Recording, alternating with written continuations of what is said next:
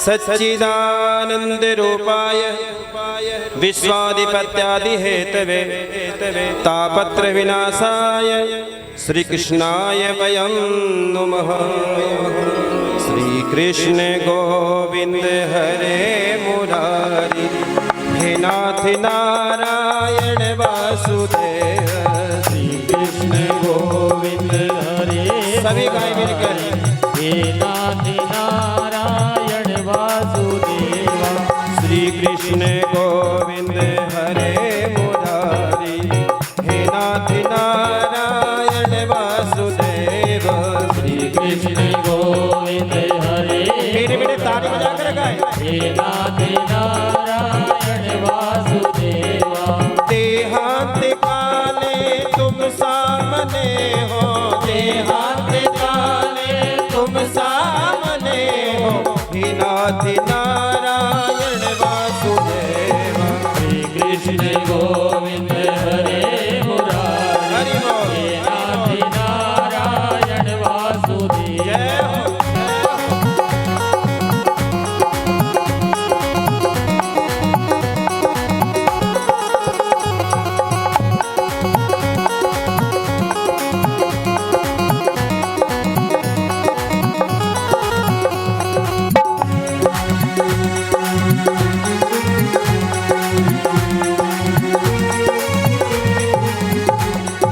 गोपाल मेरी यही प्रार्थना है, गोपाल मेरी यही प्रार्थना है। गोपाल मेरी यही प्रार्थना है। मेरी यही प्रार्थना है। भूलो नहीं नाम कभी तुम्हारा, भूला में हो के दिन रात गाओ, जिसका में हो के दिन रात गाओ। हे नाथ नारायण वासुदेवा। श्री कृष्ण गोविंद हरे मुरारी गाय मिलकर हे नाथ नारायण वासुदेवा। हरि बोल। मेरे बेटे तारे बजा, तारे बजा।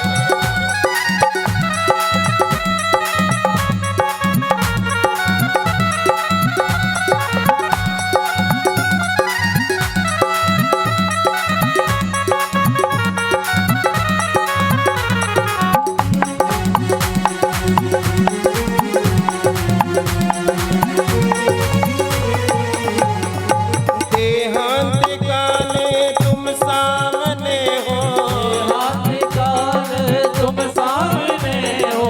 देहांत काले तुम सामने हो। हाथ काले तुम सामने हो। मुरली बजाते मन को लुभाते, मुरली बजाते मन को लुभाते। यही गीत गाते निज प्राण त्यागो, ये गीत गाते निज प्राण त्यागे। हे नाथ नारायण वासुदेवा। श्री कृष्ण गोविंद हरे मुरारी हे नाथ नारायण वासुदेवा। हरि आ जाओ, हरि आ जाओ, हरि आ जाओ, हरि आ जाओ। आकर के मान बढ़ा जाओ, आकर के मान बढ़ा जाओ। हरि आ जाओ, हरि आ जाओ, हरि आ जाओ, हरि आ जाओ। आकर के मान बढ़ा जाओ, आकर के मान बढ़ा जाओ। हरि आ जाओ, हरि आ जाओ, हरि आ जाओ, हरि आ जाओ।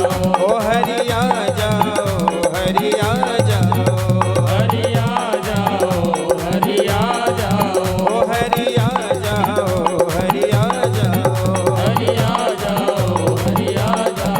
हरि आ जाओ, हरि आ जाओ, हरि आ जाओ, हरि आ जाओ। हरि आ जाओ, हरि आ जाओ।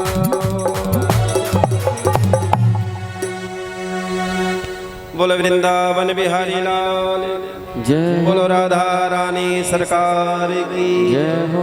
जय जय श्री राधे श्याम, जय जय श्री राधे श्याम, जय जय श्री राधे श्याम।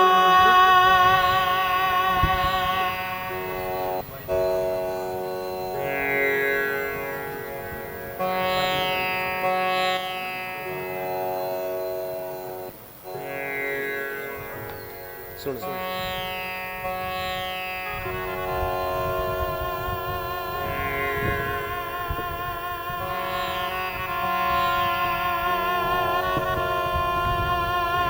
परमानंद परम सुख के धाम अकारण करुणा वर्णाने भक्तवांछित कल्पतरु जिनके वाम में है प्रतिमूर्ति श्रीमद् भागवत महापुराण, जिस पावन ग्रंथ का प्रथम नाम है सच्चिदानंद रूपाय। भगवान का नाम कैसा है? कैसा है देवियों? भगवान का नाम है सच्चिदानंद रूपाय, जो सबसे है, जिसका स्वरूप आनंद देने वाला है, आनंद सिंधु है। आनंद को हम दूसरी भाषा में क्या कहते हैं देवियों? मजा बोल सकते हैं। आनंद का दूसरा रूप हो सकता है सुख भी हो सकता है। मिलता है सच्चा सुख केवल भगवान तुम्हारे चरणों में। आनंद को हमने बहुत छोटा बनाया। आनंद कैसा है? हमने बढ़िया भोजन पाया तो आनंद आया। हमने आज कुछ बढ़िया चीज खरीद ली तो उसमें मुझे आनंद आया है भैया। आज मैंने बढ़िया साड़ी बढ़िया सूट पहन लिया, आज आनंद आया। आनंद का जो स्वरूप है, आनंद ही परम आनंद है। जब आपको किसी वस्तु में आनंद आना शुरू हो जाए तो उसके बाद ही आनंद के बाद परमानंद शुरू होता है।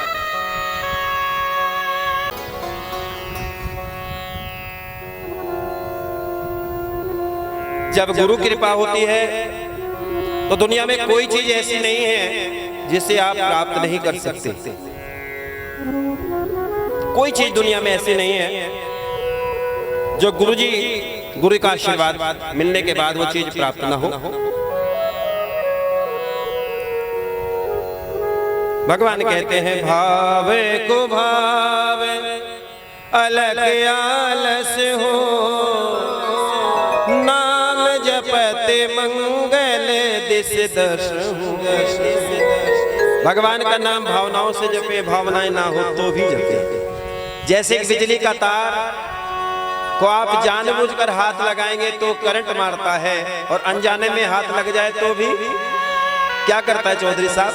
करंट मारता है। इसी प्रकार भगवान का नाम जानबूझकर ले तो असर करे, और अनजाने में भी अगर राम जी का नाम हो गया, मुख से भगवान गोविंद का नाम निकल गया तो समझो भाव से पार हो जाओ।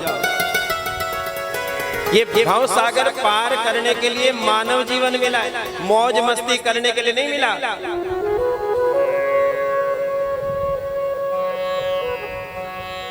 एक ऐसे ही, क्योंकि भगवान को जो सर्वत्र समर्पित कर देता है, जो सब कुछ भगवान को दे देता है, तो भगवान उसकी रक्षा करते हैं। भागवत जी में कई प्रसंग ऐसे आए हैं जहां संतों ने भगवान को सब कुछ समर्पण किया, और जब भगवान को हम सब कुछ दे देते हैं तो सब जिम्मेदारी किसकी होती है जी?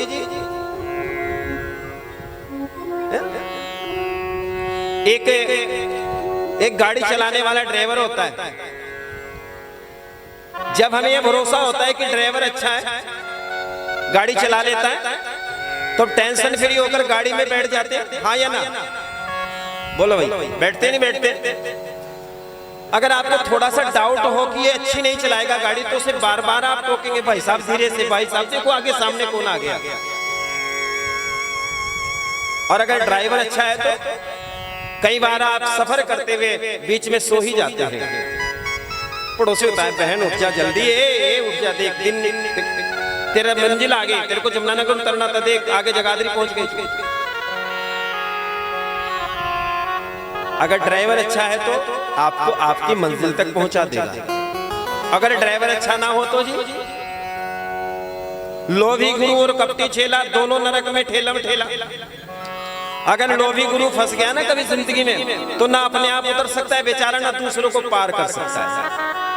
इसलिए गुरु जीवन में अनिवार्य है, लेकिन गुरु ऐसे होने चाहिए जिस पर हमें कॉन्फिडेंस होना चाहिए, भरोसा होना चाहिए। अगर हमारे जीवन में जाने अनजाने से कोई पाप भी हुआ है, गोविंद कृपा बरसे, गुरु का आशीर्वाद हमारे ऊपर हो, तो हम भवसागर से पार हो सकते हैं। इसलिए जीवन में गुरु अनिवार्य है। एक बार ऐसे एक सेठ जी थे बेचारे, उन्होंने गांव में कथा कराई। जब गांव में कथा कराई तो सबको निमंत्रण दिया, सबको फोन किया, भैया गांव में कथा हो रही है, आना सब आए हैं।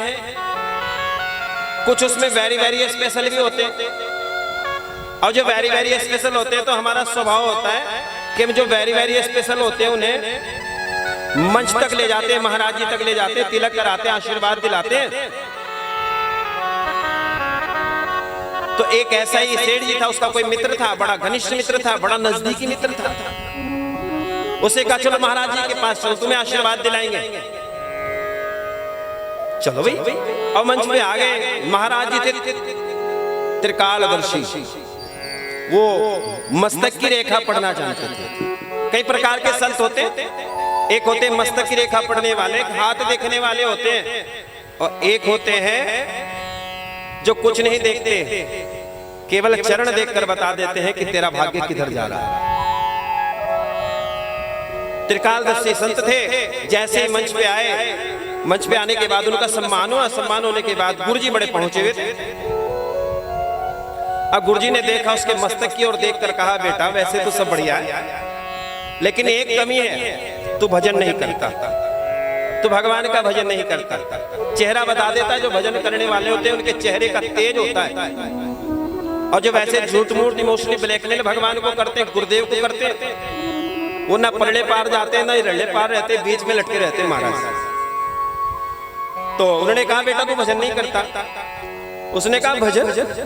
गुरुजी मैं कथा में आ गया, कहा मेरे पे समय, मेरा व्यापार इतना बिजी लाइन है मेरी, मैं एक पल के लिए, एक मिनट के लिए आ गया, बस इतना ही पर्याप्त है महाराज, वरना मेरे पास ना भजन भजन के टाइम ना है मेरे पास।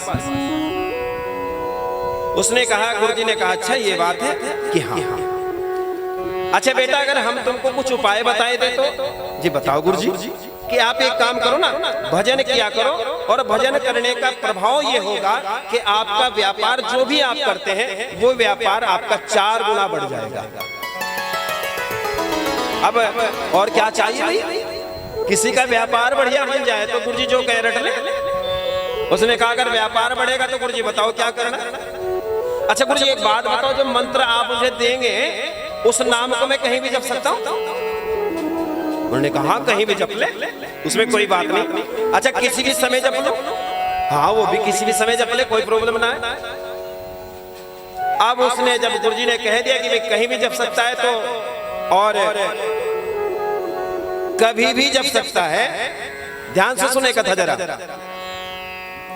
तो उसने जो भजन करने का जो समय चुना है वो बाथरूम में भजन करने का, क्योंकि बाहर तो समय नहीं लगता, भाग दौड़ में रहता है बेचारा, और बाथरूम में बैठ जाता क्योंकि वही फ्री टाइम है इंसान के पास, और फ्री टाइम उसी को चुना और गाने लगा, सीताराम सीताराम सीताराम गाए जा, प्रभु जी के चरणों में मन को लगाए जा। सीताराम सीताराम सीताराम गाए जा, प्रभु जी के चरणों में मन को लगाए जा। सीताराम सीताराम सीताराम गाए जा, प्रभु जी के चरणों में मन को लगाए जा। सीताराम सीताराम सीताराम गाए जा, प्रभु जी के चरणों में मन को लगाए जा। प्रभु जी के चरणों में मन को लगाए जा, प्रभु जी के चरणों में मन को लगाए जा। सीताराम सीताराम गाए तुम भी लगाए जा, प्रभु जी के चरणों में मन को लगाए जा। सीताराम सीताराम सीताराम गाए जा, प्रभु जी के चरणों में मन को लगाए जा। अब वो बेचारा सीताराम सीताराम गा रहा है और भगवान का भजन कर रहा है, लेकिन जगह कहाँ है? ज्यादा है ना। अब उसने भगवान का नाम लिया। उधर हनुमान जी महाराज के लिए एक बात आती है कि जहां परमात्मा का नाम होता है वहां भगवान हनुमान जी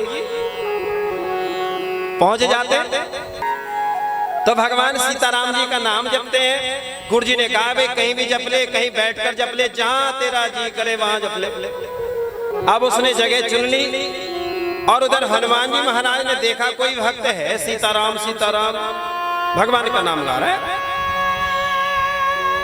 क्योंकि भगवान हनुमान जी के लिए आते हैं। प्रभु चरित्र सुनबे को रसिया, राम लखन सीता मन बसिया। प्रभु चरित्र सुनबे को रसिया, राम लखन सीता मन बसिया। प्रभु चरित्र सुनबे को रसिया, राम लखन सीता मन बसिया। और भगवान हनुमान जी ने राम जी से कहा, प्रभु आप जहां भी हैं, मेरे नारायण, मेरे प्रभु, मेरे दयालु, जो ये भक्त तेरा नाम जप रहा है ना, एक बार भगवान जल्दी से कर मुझे इसके सामने प्रस्तुत कर दे। अब हनुमान जी, राम जी ने जैसे सुना, हनुमान जी ने प्रार्थना लगाई है, टेर लगाई है। भगवान जब हनुमान जी ने कहा तो राम जी ने तत्काल वो पुकार सुन ली। और तत्काल पुकार सुनी तो महाराज हनुमान जी राम जी की कृपा से पहुंच गए कहां?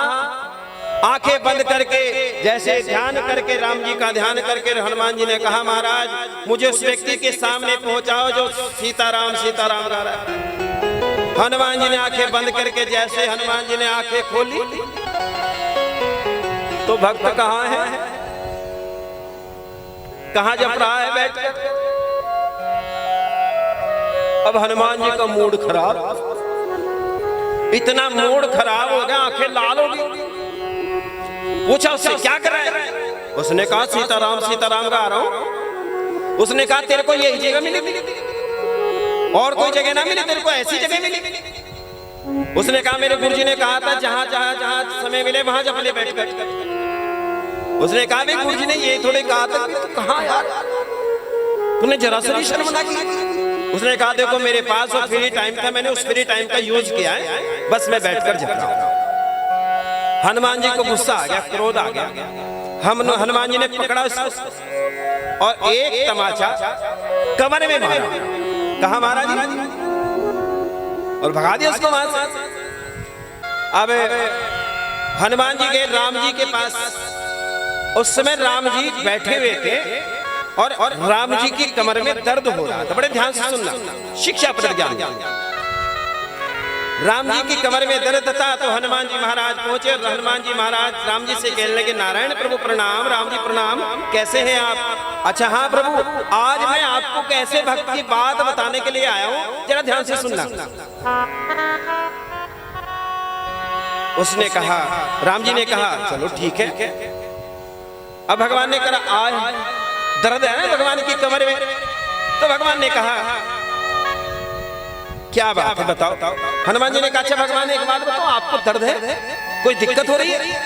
कि ना ना ना, तो अपनी बात बता पहले। कि नहीं भगवान मैं तुम्हारी बात, तुम्हारे दर्द को सहन नहीं कर पाऊंगा, भगवान आप बताएं क्या बात है।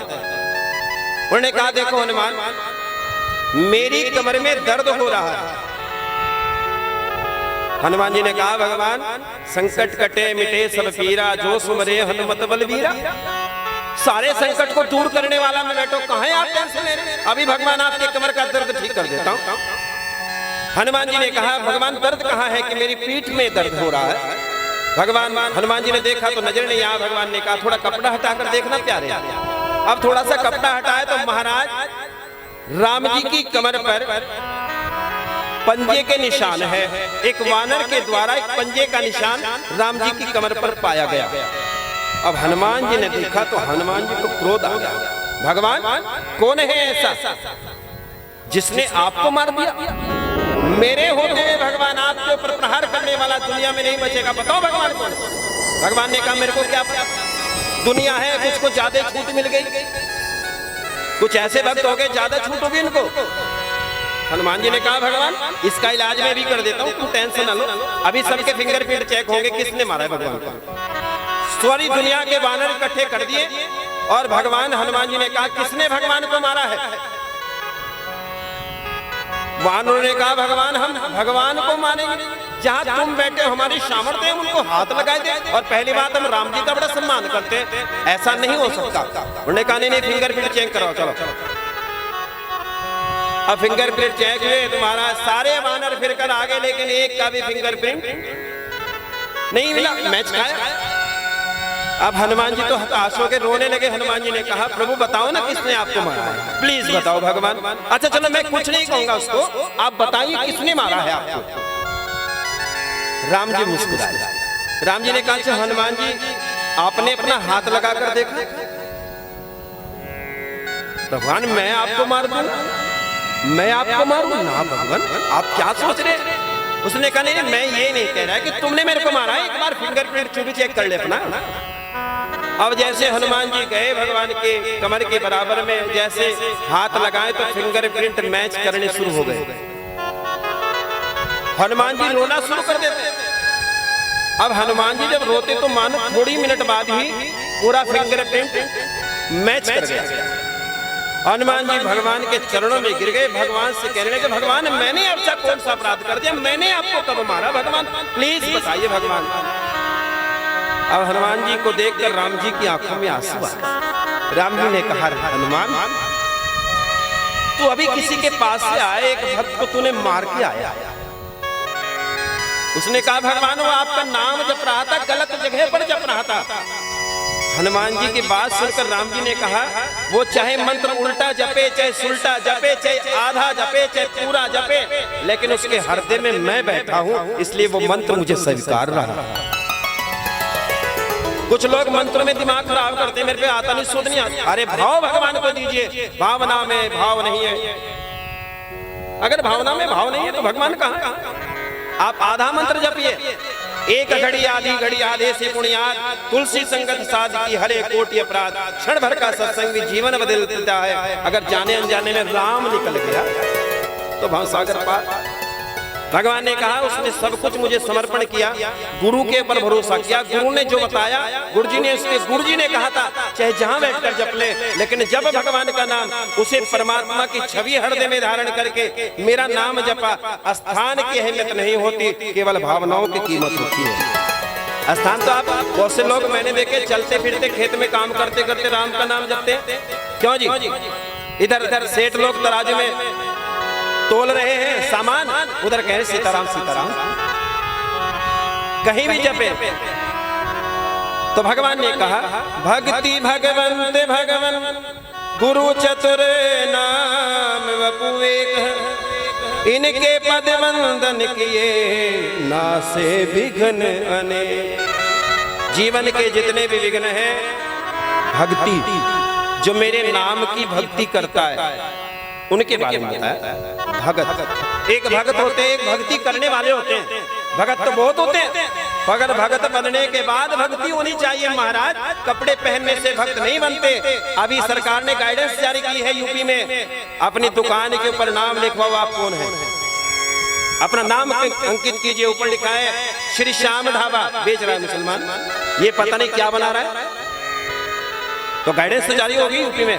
एक बार सरकार के लिए ताली बजाओ, इस सरकार के लिए जिसने बिल्कुल लोगों को बांध कर रख दिया। बेच भैया कैसे बेचेगा। भक्ति भगवंत भगवन गुरु चतुर नाम वपु एक।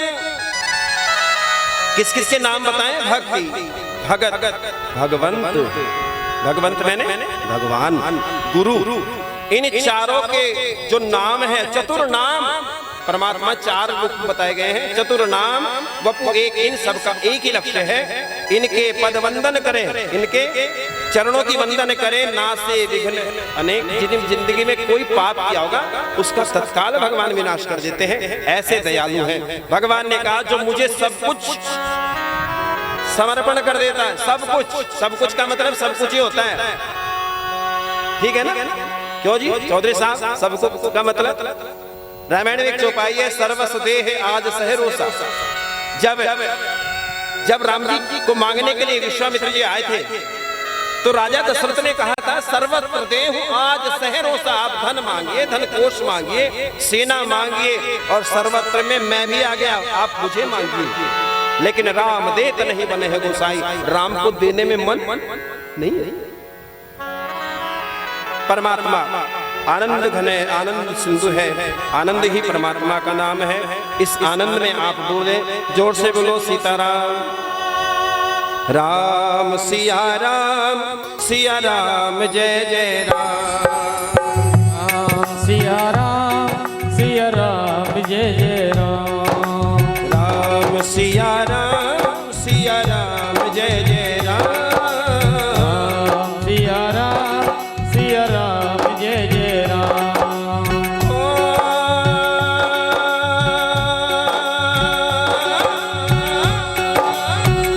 जाकी रही भावना जैसी, प्रभु मूरत देखी तिन तैसी। सिया राम जय जय राम। सिया राम जय जय राम। राम सिया राम जय जय। एक मौलवी साहब जी थे। वो मौलवी साहब जी मस्जिद में जाया करते तो किसने कह दिया भाई अल्लाह की इबादत कर, भगवान मिलेगा, अल्लाह मिलेगा। उसने संकल्प कर लिया कि एक स्थान पर बैठकर अल्लाह की इबादत करूंगा, एक स्थान पर। ऐसे करते करते उसका जो संकल्प था महाराज, उसे 20 साल हो गए।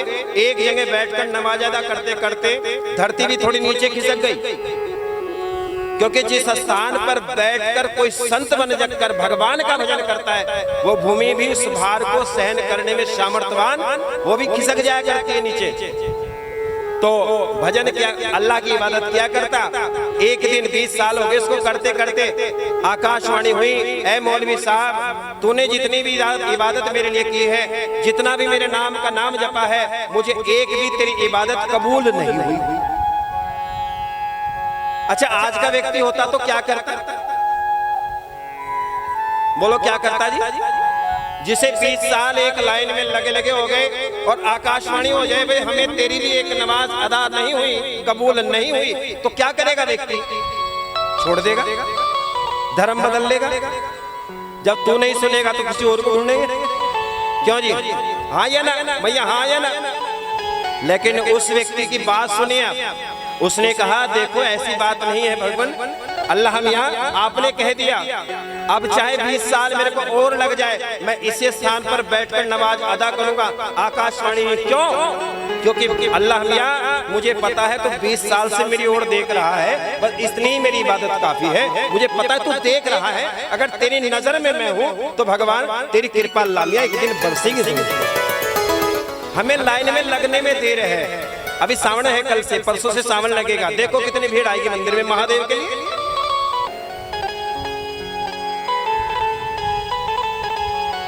ये प्रार्थना मेरी बेकार नहीं होगी,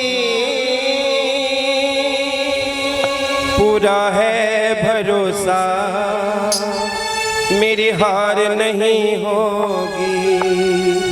सावरा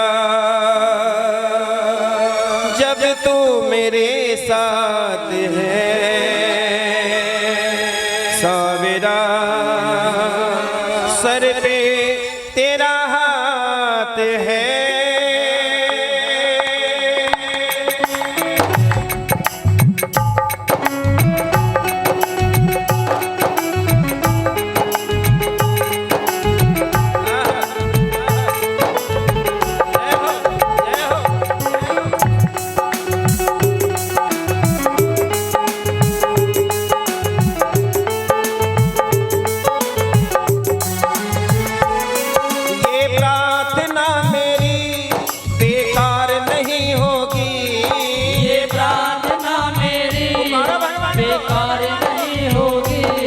पूरा है भरोसा मेरी हार नहीं होगी, पूरा है भरोसा मेरी हार नहीं होगी।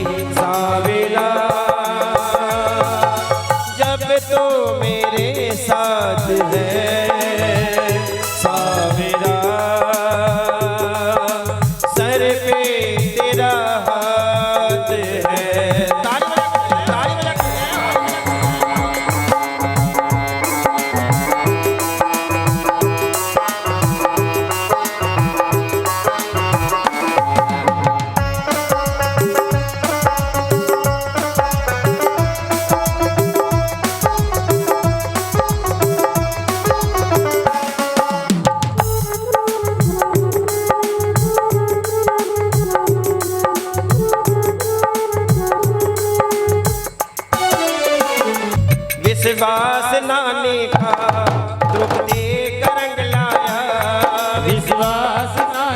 का द्रौपदी का रंग लाया।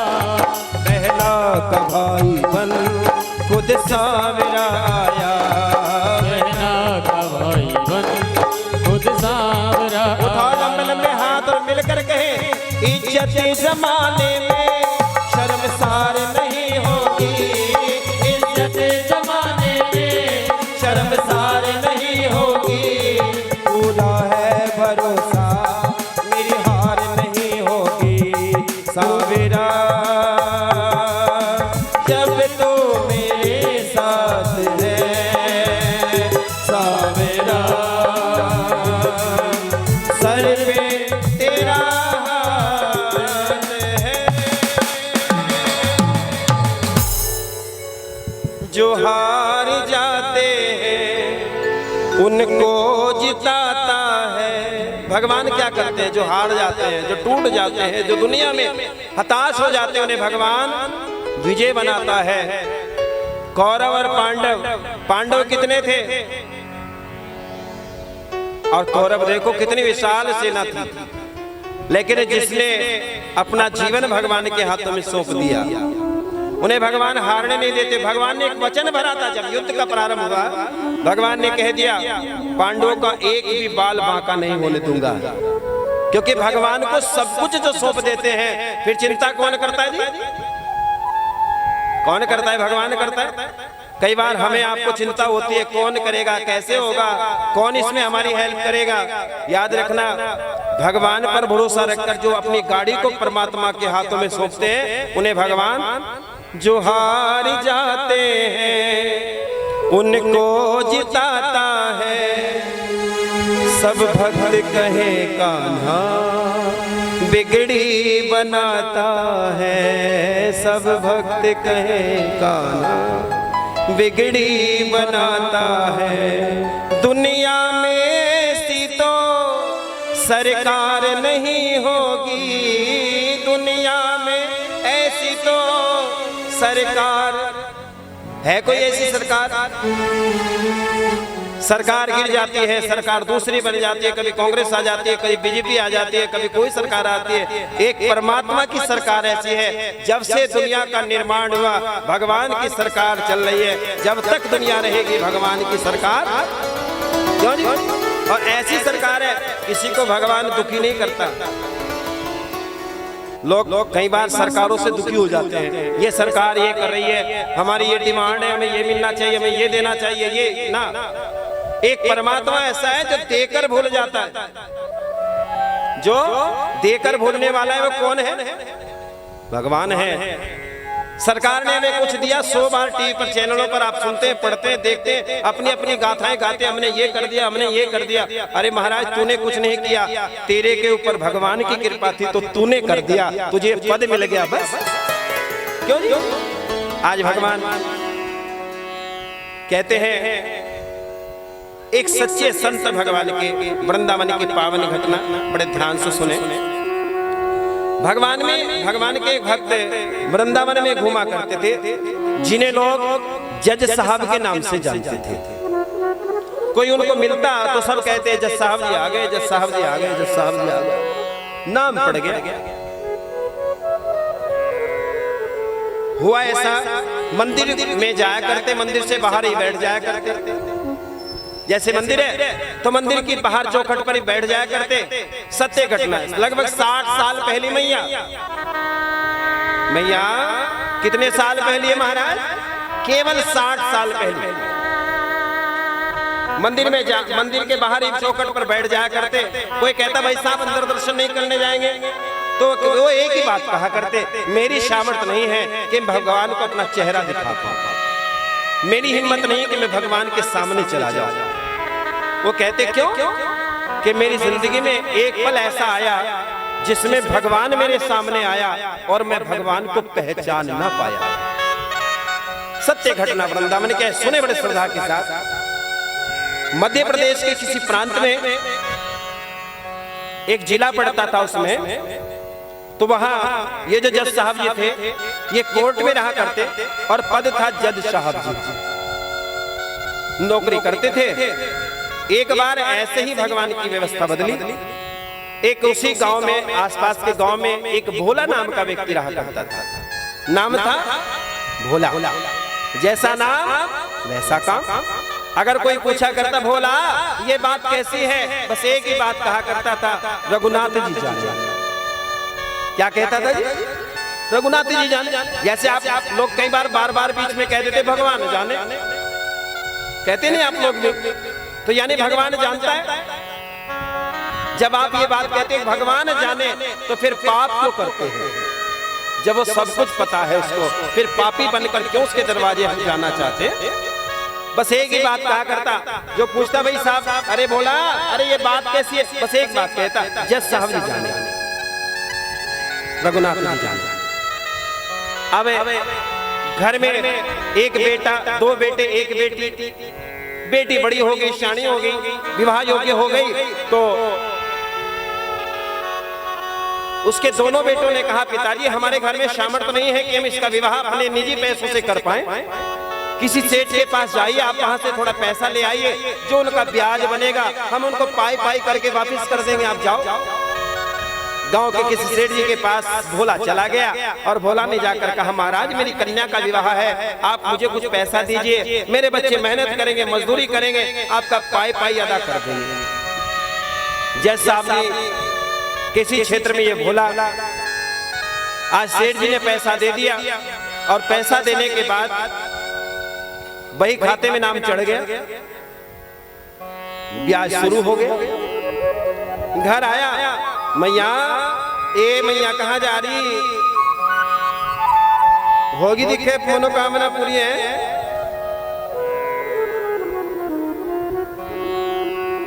घर में सेठ जी का पैसा लेकर वो भोला आया। आने के बाद उसने अपनी बेटी का विवाह बड़े धूमधाम से अपनी कन्या का विवाह किया। और जब विवाह कर दिया, विवाह करने के बाद जैसी आज कन्या की विदाई हुई, उधर भोला ने भी घर छोड़ दिया।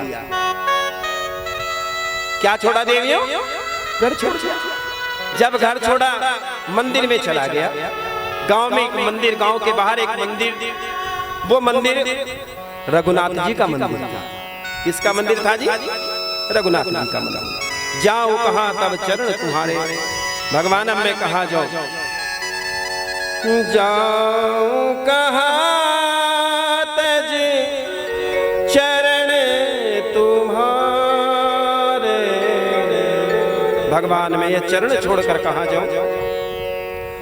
जाओ कहां तज चरण तुम्हारे, काको राम पथिक पावन जग, कहीं अति दीन प्यारे। भगवान आप तो दीनों के पर दया करने वाले हैं भगवान।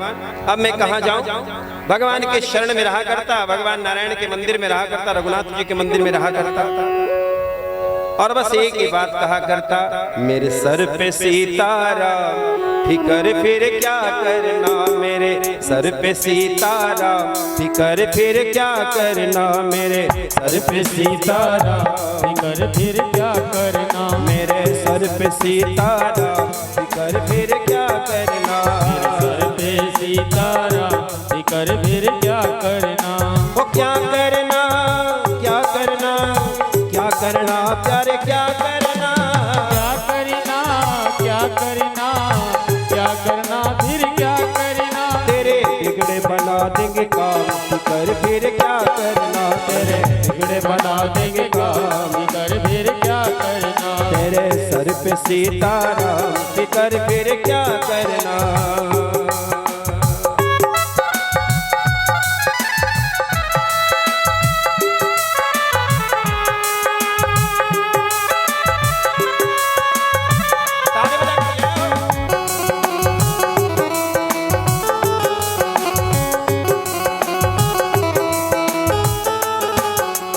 एक रघुवीर जानकी मैया, एक रघुवीर जानकी मैया, एक रघुवीर जानकी मैया, एक रघुवीर जानकी मैया, फिर क्यों परेशान होए भैया, क्यों परेशान भैया, फिर क्यों परेशान होए भैया, फिर क्यों परेशान होए भैया, तेरे कष्ट मिटेंगे तमाम, मगर फिर क्या करना, तेरे कष्ट मिटेंगे तमाम, फिकर फिर क्या करना, मेरे सर पे सीताराम, फिकर फिर क्या करना।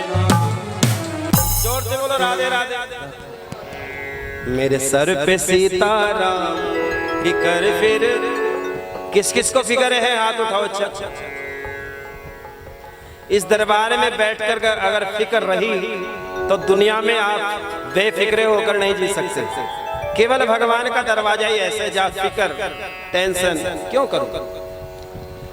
हरि बिन संकट कौन उबारे, भगवान के बिना हमारे संकट हरने वाले कौन है।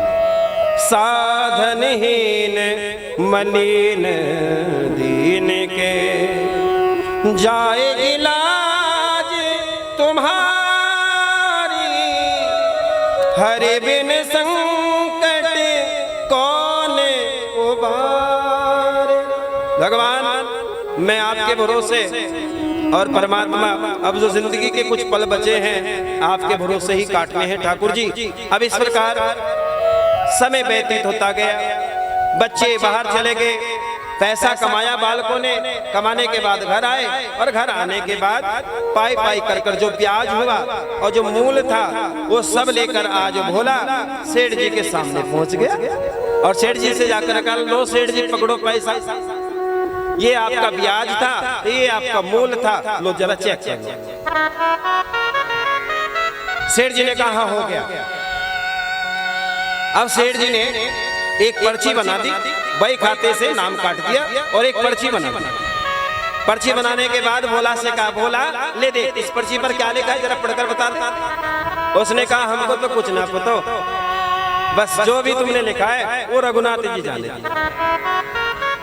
इतना सीधा सरल, याद रखना सीधे सादे व्यक्ति को भगवान जल्दी मिलता है और पढ़े लिखे को मिलता तो है पर देर में मिलता है। क्योंकि जो सीधा होता है ना, जो सीधा साधा होता है, जंगल में कोई लकड़ी हो जो सीधी खड़ी हो सबसे पहले किसको काटा जाएगा, और जो टेढ़ी मेढ़ी हो टेढ़े छोड़ दो किसी काम के लिए है। तो सेठ जी ने के सामने भोला ने कह दिया महाराज हम तो कुछ ना जाने, ये तो रघुनाथ जी जाने जो तुमने लिखा है इनको कुछ ना पता। अब बेचारा अनपढ़ ठेठ गंवार के पढ़े। अब सेठ जी के मन में थोड़ा लालच आ गया। सेठ जी ने सोचा अनपढ़ है इससे और पैसा लिया जा सकता है। सेठ जी ने कहा भोला जरा एक गिलास पानी का लेकर आओ ना हमारे लिए। अब भोला सीधा साधा एक गिलास पानी का लेने चला गया। उधर सेठ जी ने लालचवश वो पर्ची अपने बही खाते में रख ली और झूठ मूठ की पर्ची भोला के हाथ में पकड़ाई दी। भोला घर आ गया। आने के बाद भोला ने वो पर्ची रघुनाथ जी के चरणों में रख दी। जब रघुनाथ जी के चरणों में रख दी, समय बीतता गया और भगवान से एक ही बात कहा करता था जाएगी लाज तुम्हारी भगवान, मेरा तो कुछ ना बिगड़ो। अगर इज्जत होगी तो भगवान तेरे नाम की और बेइज्जती होगी तो भी। राधे राधे बोलो ना। अब भोला एक दिन ऐसा हुआ, आज महीना 2 महीने 3-4 महीने बाद उस सेठ जी ने भोला के नाम वारंट जारी करा दिए, गिरफ्तार कर लो, इसने मेरे को मैंने पैसे इसको दिया, इसको मैंने वापस नहीं किया। अब भोला के पास गया एक भाई, चलो तुम्हें हाजिर होना है। कहाँ? जज साहब जी के सामने। क्या हो गया भाई? तूने किसी का पैसा लाया उसको दिया नहीं। उसने कहा अच्छा। पर्ची उठाई नारायण के चरणों से और पहुंच गया कोर्ट में। चैम्बर में खड़ा है बेचारा, इधर सेठ जी खड़े सामने, जज साहब जी बैठे। जज साहब जी ने पूछा भोला जी मेरा नाम भोला। अच्छा सेठ जी? जी मैं। अच्छा भोला एक बात बताओ, तुम इन सेठ को पहचानते हो? हाँ जी क्यों नहीं पहचानते, इनको कौन भूल सकता है, इन्होंने हमारे दुख की घड़ी में हमारा साथ दिया, इनको कैसे भूल सकते हैं? अच्छा भोला एक बात बताओ, तुमने इनसे कुछ पैसा लिया था? जी लिया था। अच्छा भोला जब तुमने पैसा लिया तो वापस क्यों नहीं किया? अरे महाराज जज साहब माई बाप मैंने सब पाई पाई करके वापस कर दिया, पैसा वापस कर दिया। तो इन्होंने तो अदालत में ये बात लिखवाई है कि हमारा पैसा वापस नहीं हुआ। जज साहब ने कहा तुम्हारे पास कुछ है? हाँ जी जी, पर्ची निकाली जेब से महाराज, लो। अब जज साहब ने पर्ची देखी तो महाराज कोरा कागज। जज साहब ने कहा ये पर्ची तेरे को किसने दी? जी सेठ जी ने दी। अच्छा भोला, इस पर्ची से तो जाहिर नहीं हो रहा है कि तूने सेठ जी का पैसा वापस कर दिया होगा। अब जज साहब की बात सुनकर भोला तो रोने लगा। महाराज माई बाप हमारे पास तो यही है, इसने क्या लिखा है हम तो ना जाने, हमें तो कुछ पता नहीं है। जब रोने लगा तो जज साहब जी को दया आ गई। जज साहब ने कहा भोला रोना मत, कुछ उच्च कुर्सी पर बैठने के बाद, उच्च पद पर बैठने के बाद भी करुणामय बने रहते हैं, और कुछ उच्च पद पाने के बाद इतने अहंकारी, इतने अभिमानी हो जाते हैं कि कमजोर व्यक्ति को देखना पसंद नहीं करते। महाराज भोला ने जैसे कहा महाराज मेरे को तो कुछ नहीं पता, तो जज साहब ने बड़ी सुंदर बात की। अच्छा जज साहब कहते भोला एक बात बता, जब तू, जज साहब ने कहा भोला जब तू पैसे दे रहा था सेठ जी को तो तेरे और सेठ जी के बीच में कोई था? उसने कहा हाँ क्यों नहीं था। कौन था? रघुनाथ जी थे। कौन थे जी? रघुनाथ जी थे। अब जज साहब ने सोचा ये रघुनाथ नाम का कोई व्यक्ति है, गांव में रहता होगा, उसे हाजिर किया गया। अब दोनों को भेज दिया, चलो अगली तारीख पर आना, जल्दी आपको बुलाया जाएगा। अब जज साहब ने अपने पैसे के खर्च से रघुनाथ जी के नाम समन जारी कर दिया। क्या जारी हो गया महाराज? समन जानते हैं ना, तत्काल उठा लिए जाओ जहां भी है। समन का मतलब होता है हाजिर होना ही होना, चाहे कुछ भी हो जाए।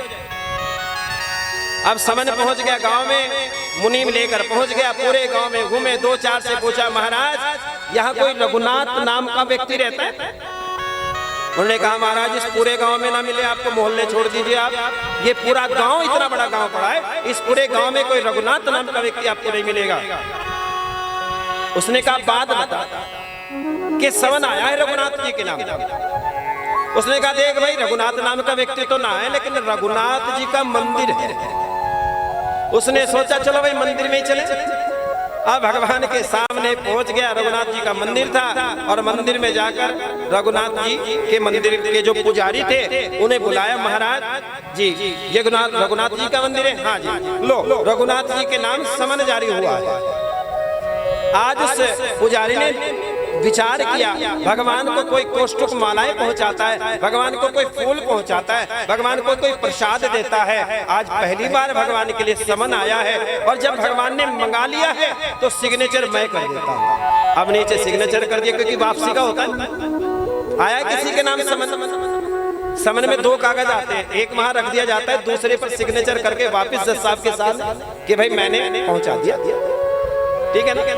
डाक तो देखिए डाक आती होगी, कोरियर डाक आती है तो उसमें सिग्नेचर होता है वापसी वाले का भी, जिसको दिया गया उसका सिग्नेचर होता है। तो अगला दिन हुआ, आज पुजारी ने सोचा ये भगवान के नाम जो समन आया है कुछ ना कुछ तो बात है। आज वो भोला वही रहता है ना मंदिर में, भोला से पूछा अच्छा भोला एक बात बता, तेरा कुछ लेन देन का मामला है क्या? उसने कहा क्यों? अरे भोला मैंने सुना है तूने अपनी बेटी की शादी के लिए किसी सेठ से पैसा लिया था।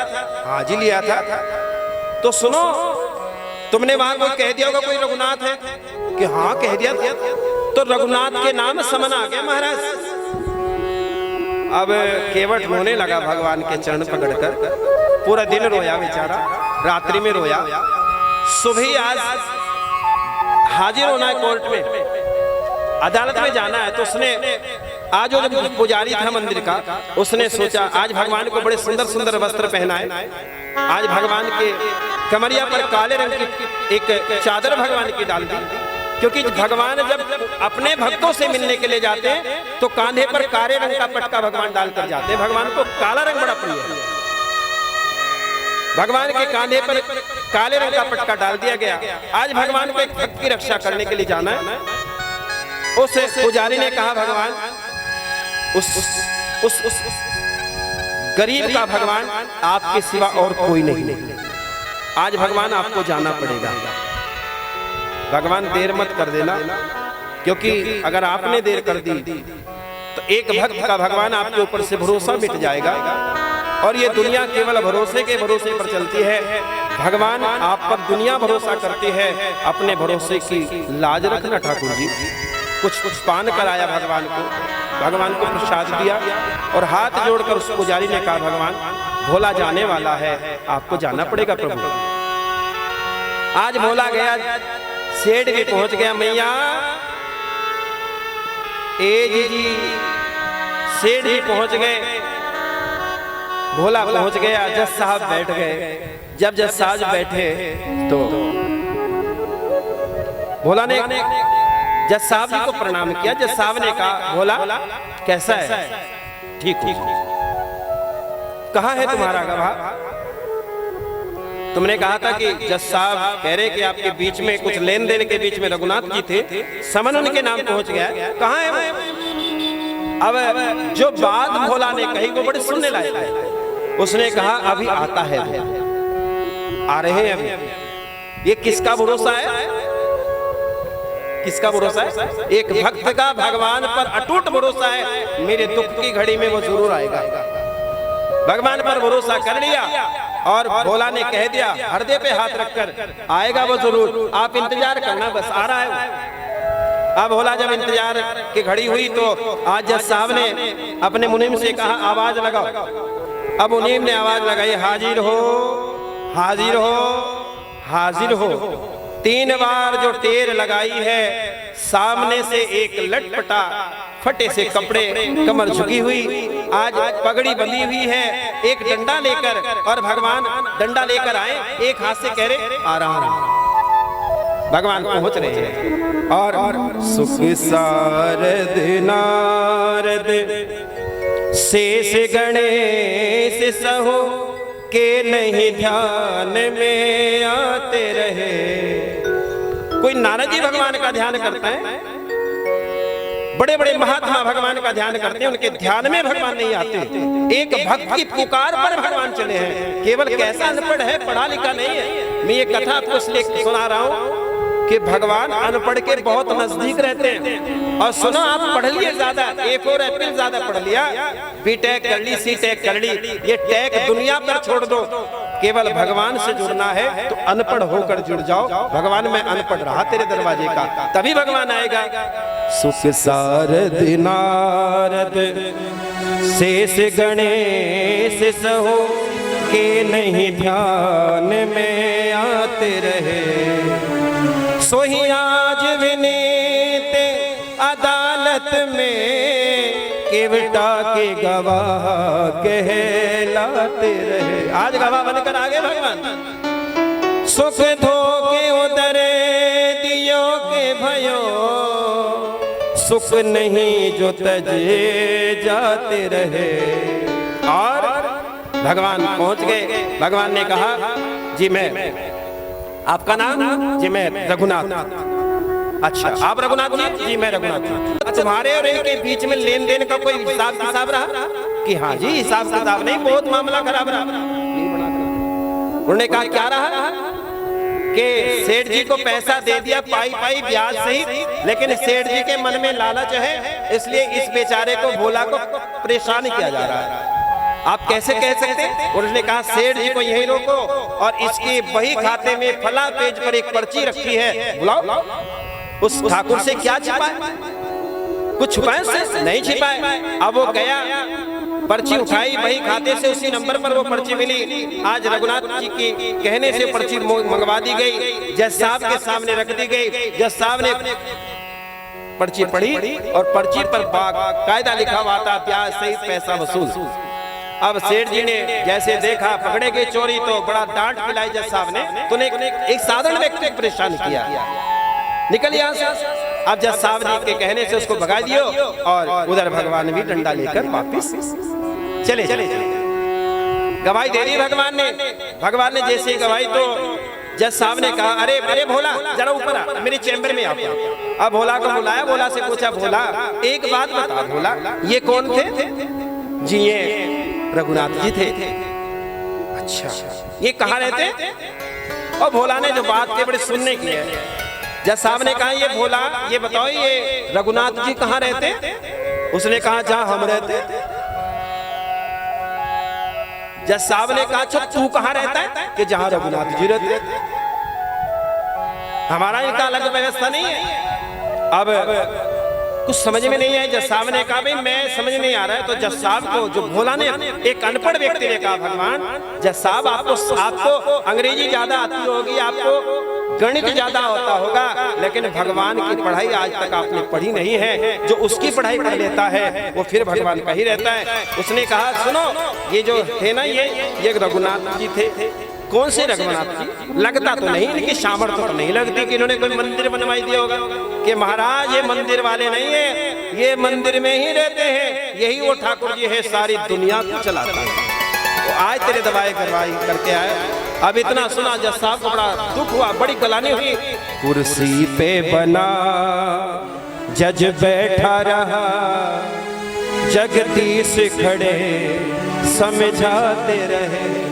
आज बड़ी दुख हुआ जज साहब को। उसने तभी तत्काल कुर्सी छोड़ दी और कुर्सी छोड़कर भोला के साथ चला। चल भोला कहाँ जाना है? वृंदावन जाना है मेरे को। वृंदावन आए और वृंदावन आने के बाद मंदिर की पेड़ी ऊपर बैठ गए। कोई कहता भगवान के दर्शन कर लो, बस एक ही बात कहते जब भगवान मेरे दरवाजे आए मैं पहचान ना पाया, अगर आज मैं आया हूँ वो पहचानना बंद कर दे तो वो कहते मैं नहीं जानता कौन है भाई।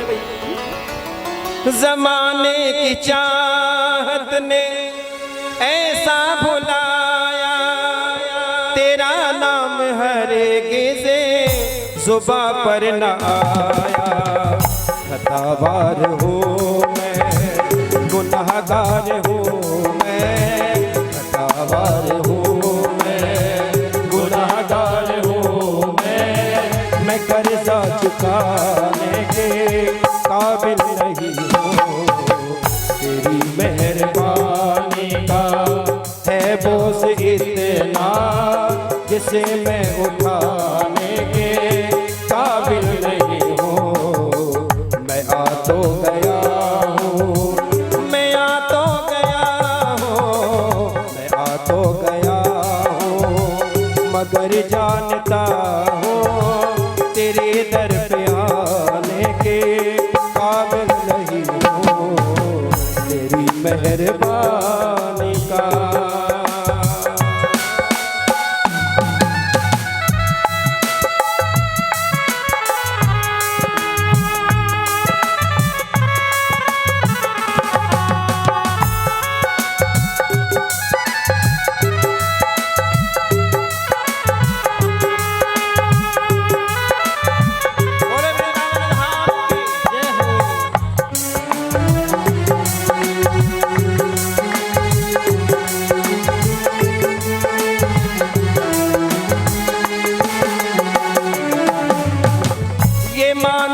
मालिक हो तुम कुल जहां के।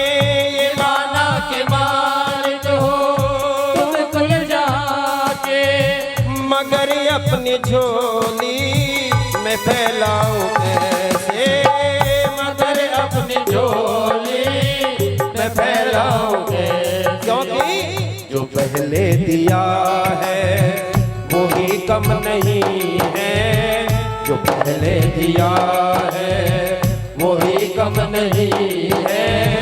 मैं कर्जा चुकाने के काबिल नहीं हूँ। तेरी मेहरबानी का है बोझ इतना जिसे मैं उठाने के काबिल नहीं हूँ। मैं आ तो गया हूँ, मैं आ तो गया हूँ, मैं आ तो गया हूँ, मगर जानता हूँ तेरे दर पे आने के काबिल नहीं हूँ। जोर से बोलो राधे राधे। एक साधारण भक्त की पुकार सुनकर भगवान आनंद देते हैं। भगवान कहते कृष्ण दर्शन तो देख कभी न कभी, कभी न कभी भगवान के दर्शन जरूर किया करो। भगवान के दर्शन हम करते हैं। एक होता है दर्शन बुआ, ए बुआ सीताराम, बुआ बहुत अच्छी है, आज सबसे आगे बैठी है, आज इसको भात लेना है ना, आज सबसे आगे रज के बैठे हैं।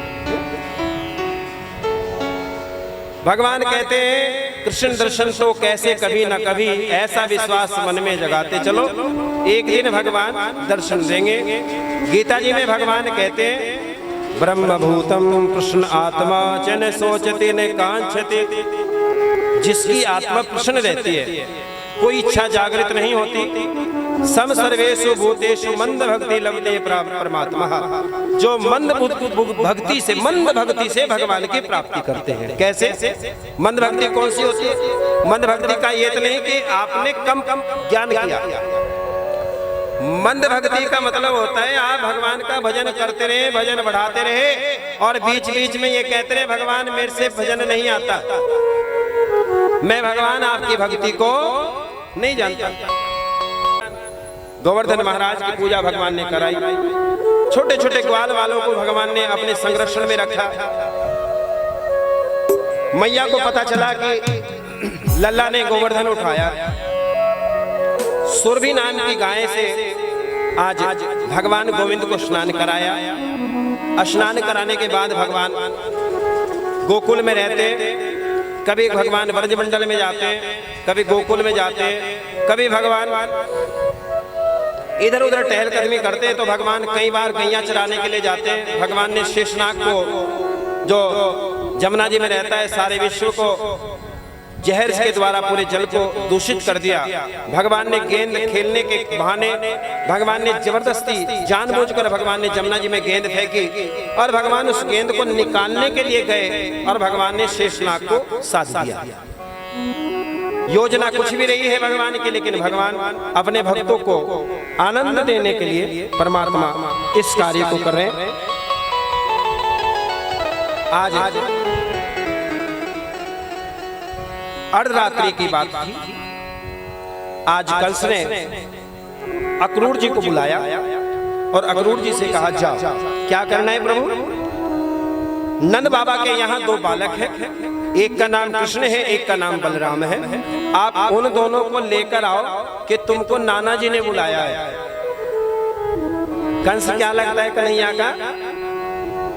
क्या लगता है देवी? संबंध तो बहुत बढ़िया है। नाना जी, जिसके पास कुछ नहीं है नाना जी है ही नहीं भाई, क्यों जी? और एक होता है मामा जी, जिसमें दो माँ है, मामा जो बच्चा मामा का हो कावे ना और छाती चौड़ी कर कावे, कहाँ गया था भाई? मामा के। अच्छा, एक होता है जीजा,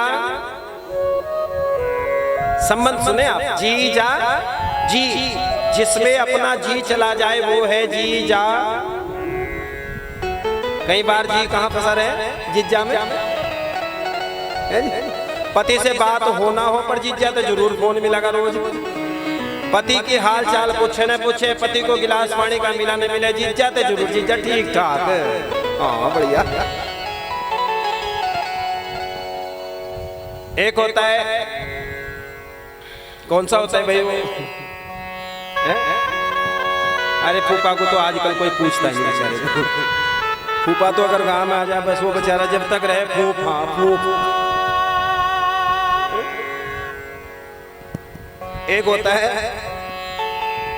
जो पत्नी होती है, उसका जो भाई होता है उसे क्या बोलते हैं? बुब्बो। मैं तो कह नहीं सकता ना यहाँ मंच से। हाँ क्या कहें? जोर से बोल के बताओ पीछे। अपने भाई का नाम ले तो जोर पड़ रहा था पे। क्या होता है जी? हाय हाय। बेचारा जितनी बार भी पुकारा जाएगा, गाड़ी पे ही पुकारा जाएगा, जितनी बार भी नाम लिया जाएगा। लाड का नाम है वो, बिल्कुल प्रेम का, भले जो उसका नाम कुछ भी है, लेकिन जब प्रेम की बात आओगी कौन है? हाँ या ना? क्यों जी अवनीश जी, है ये नहीं बात? और अगर देखो वैसे तो नाम जैसे जपे ना जपे, लेकिन अगर इसके सामने धर्म लगा देते, अगर इस नाम के सामने धर्म लग जाए तो क्या बन जाएगी? धर्मशाला, जहां कथा हो रही है। ठीक है ना? शब्दों में बहुत गूढ़ तत्व छिपा है। आज मामा जी नाना जी लगते हैं महाराज, भगवान के पास ये सूचना पहुंची। भगवान ने शरद पूर्णिमा की रात्रि आज गोपियां भगवान के पास आई। भगवान ने कहा देखो गोपियों, मुझे जाना है। कब आओगे प्रभु? आ जाएंगे 2-4 दिन में। अच्छा ठीक है। तो जब चलने लगे भगवान,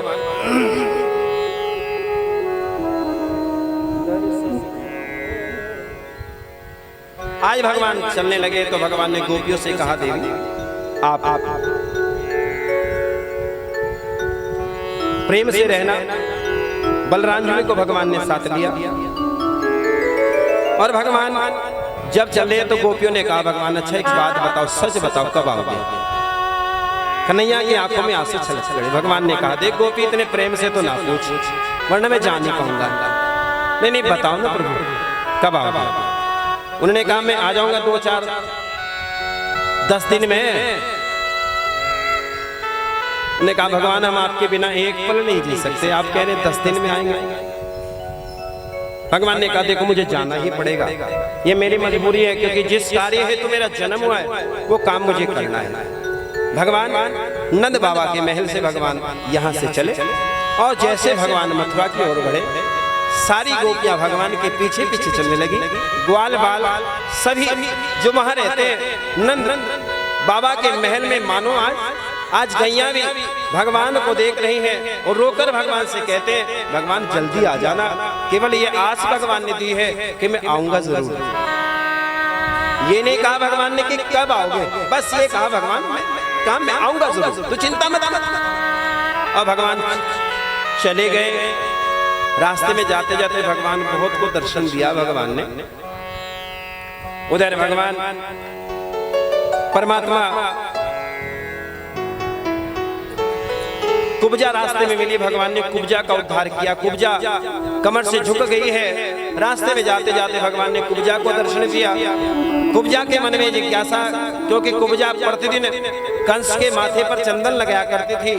आज कुब्जा की कमर झुक गई है, चेहरा काला पड़ चुका है। और जब चेहरा काला हो जाता है, चेहरा बदरुआ हो जाता है, शरीर हिल जाता है, तो कितना भी प्रेमी क्यों ना हो अपना पल्ला झाड़ देता है। आज कंस ने इसको बाहर निकाल दिया। आज गोविंद पहुंचे हैं। गोविंद ने कुब्जा से कहा कैसी है कुब्जा? देखा गोविंद आ गया है, गदगद हो गई। भगवान की आंखों में देखा, प्रभु आज मुझे अपनी आंखों में अपना उद्धार नजर आ रहा है, क्या चाहती है गोपी? उसने कहा भगवान मेरे हाथ में चंदन है, कभी कंस को चंदन लगाया करती थी। एक काम करो भगवान, अगर आप मुझ पर कृपा करते हो तो मैं आपके मस्तक पर चंदन लगाना चाहती हूँ। भगवान ने कहा लगाई दे। अब कुब्जा ने हाथ में चंदन लिया। भगवान बड़े लंबे और कुब्जा कमर सीधी नहीं होती। भगवान ने कहा क्या दिक्कत है? उसने कहा गोविंद तुम्हारा चेहरा बहुत ऊंचा है और मैं तो झुक कर चलती हूँ, कमर सीधी नहीं होती। भगवान ने कहा तो चिंता मत कर।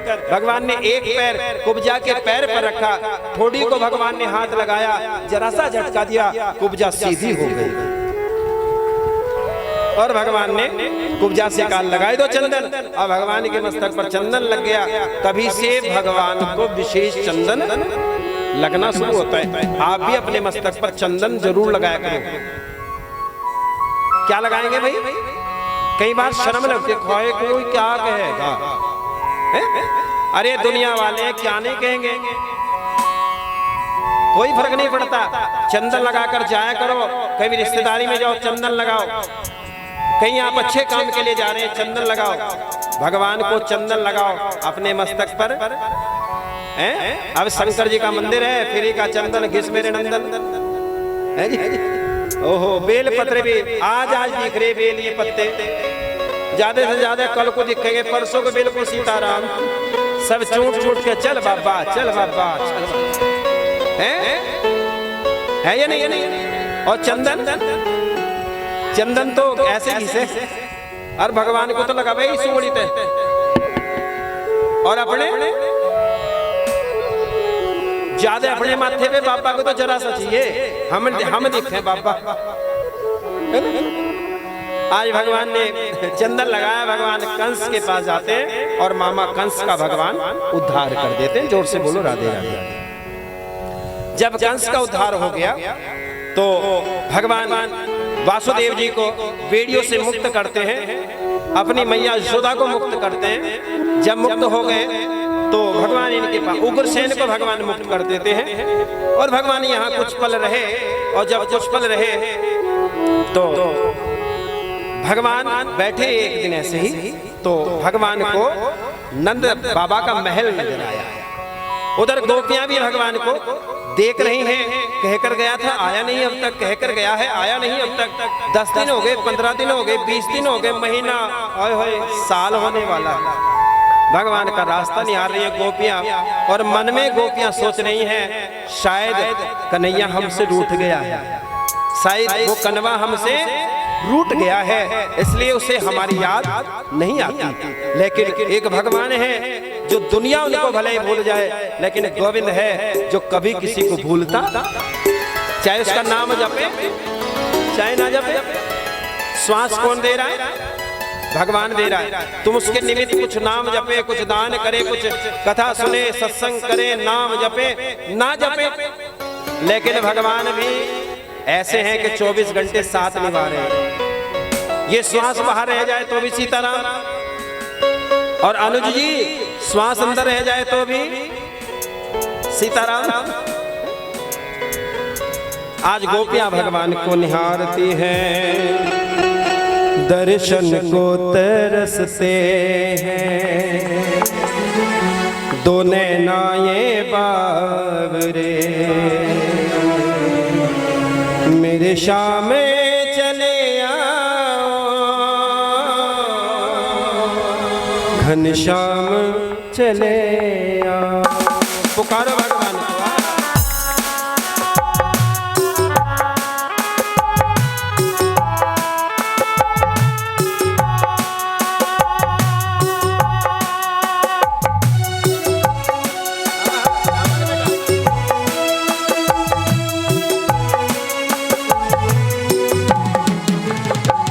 दर्शन को तरसते हैं, दो नैना ये बावरे, दर्शन को तरसते हैं, दो नैना ये बावरे, मेरे शाम में चले आओ, घनश्याम चले आओ। कहीं चैन नहीं तुझे बिन, मुझको मेरे सावरे, कहीं चैन नहीं तुझे बिन, मुझको मेरे सावरे, मेरी प्यासे बुझा जाओ, मेरे शाम चले आओ, दर्शन को तरसते हैं।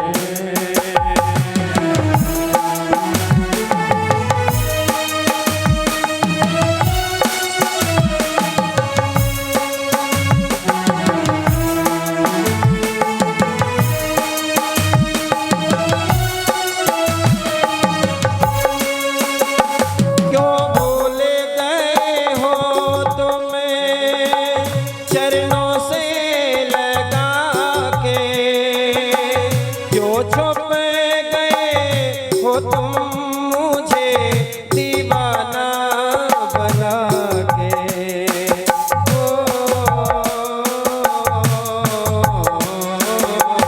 क्यों भूल गए हो तुम चरणों से लगा के, क्यों छुप गए हो तुम मुझे दीवाना बना के, निष्ठुर न बनो इतने मोहन मेरे वास से, मेरी धीरे बना जाओ, मेरे शाम चले आओ, दर्शन को तरसते हैं। ताली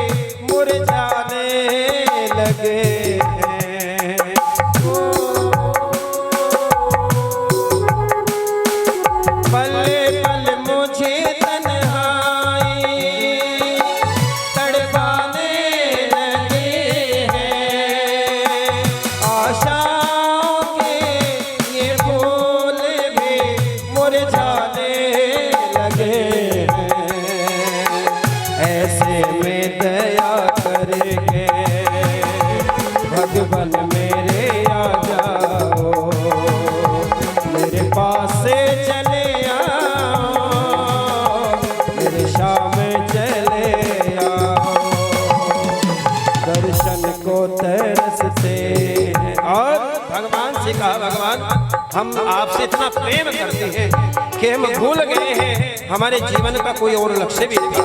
ऐ मेरे श्याम सलोने तुझे आना ही होगा, भक्तों पे तरस सावरे तुझे खाना ही होगा।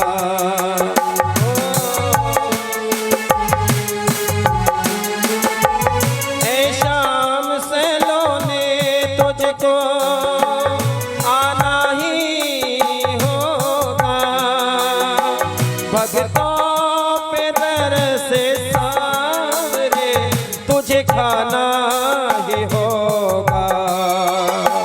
रख ही लो ना भरम मेरा अब तो मेरे सावरे, रख ही लो भरम मेरा अब तो मेरे सावरे। मेरे शाम चले आओ घनश्याम चले आओ।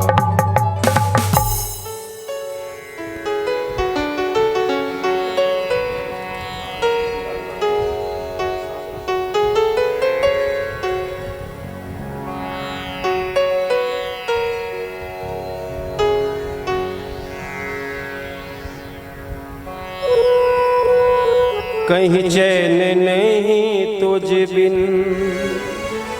मुझको मेरे सावरे, मेरे शाम चले आओ घनश्याम चले आओ। भगवान को पुकारा गोपियों ने, उधर भगवान भी बड़े व्याकुल है। भगवान कई बार आए कई बार गए। आज भगवान ने उद्धव को बुलाया और उद्धव से कहा उद्धव जाओ। कहाँ जाना है प्रभु? आपको कुछ गोपियां हैं जो मेरे प्रेम में पागल है, आप उन्हें समझाने के लिए जाओ। उनसे कहो कि वो चिंता ना करे, एक दिन आऊंगा जरूर।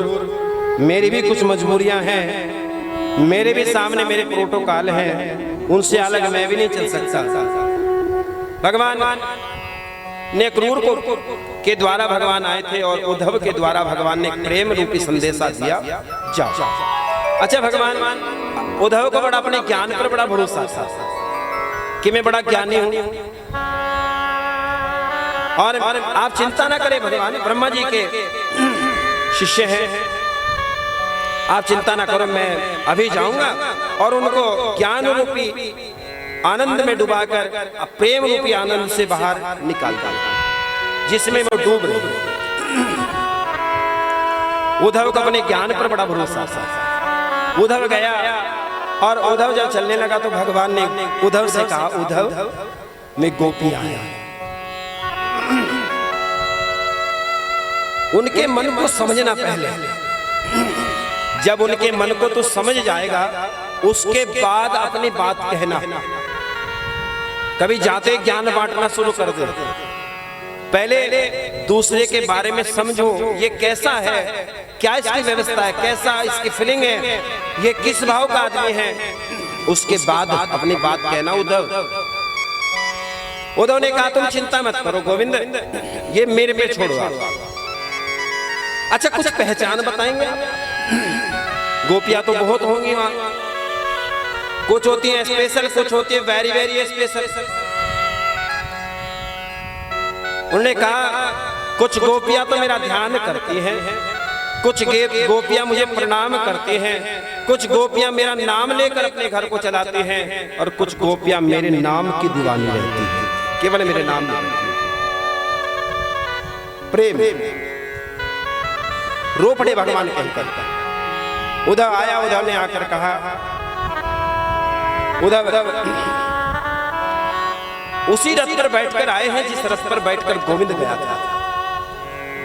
आज झंडा लगा है गोविंद के नाम का, पीला पटका डला है उस रथ के ऊपर। अब गोपियों को लगा कि शायद गोविंद आ गया, गोपियां दौड़कर रथ के पास आई, रथ के पास आकर देखा तो गोविंद नहीं। अब उधव उतरे, उधव उतरने के बाद गोपियां मुंह फेर कर खड़ी हो गई। उधव ने सोचा गोपियों के बारे में कन्हैया तो बोल रहा था कि वो बड़ी, उन्हें समझना पड़ेगा, ये मुझसे बात करेंगे तो मैं इनको समझ पाऊं ना। उधव ने कहा, ए गोपियों। गोपियों ने पीछे मुड़कर थोड़ा सा देखा। जी मैं बृहस्पति का पुत्र हूं, कन्हैया ने मेरे को भेजा है। तुम कन्हैया की याद में दीवानी रहती हो। गोपियां हंस पड़ी। गोपियों ने कहा, तुम्हें क्या पता प्रेम क्या होता है,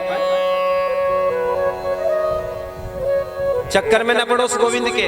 वो लीलाधारी है, वो धरती का उद्धार करने के लिए आया है, वो परमात्मा है। उस पार ब्रह्म परमात्मा के प्रेम के चक्कर में मत पड़ना, अपने घर को चलाओ, आप उसकी याद में आंसू ना बहाओ। बस ये समझ लो कृष्ण वंदे जगत गुरु, भगवान सबका गुरु है। जाओ सब गोपियां अपने घर जाओ। अब इतना सुना गोपियां रोने लगी। हाय गोविंद आया है, गोविंद ने संदेशा भी भिजवाया, तो संदेशा ये भिजवाया है कि उसे भूल जाए। गोपियां वहां से चली गई। उधर नंद बाबा के यहाँ उद्धव गए। उद्धव जाए तो रास्ते में नंद रानी का महल पड़ा।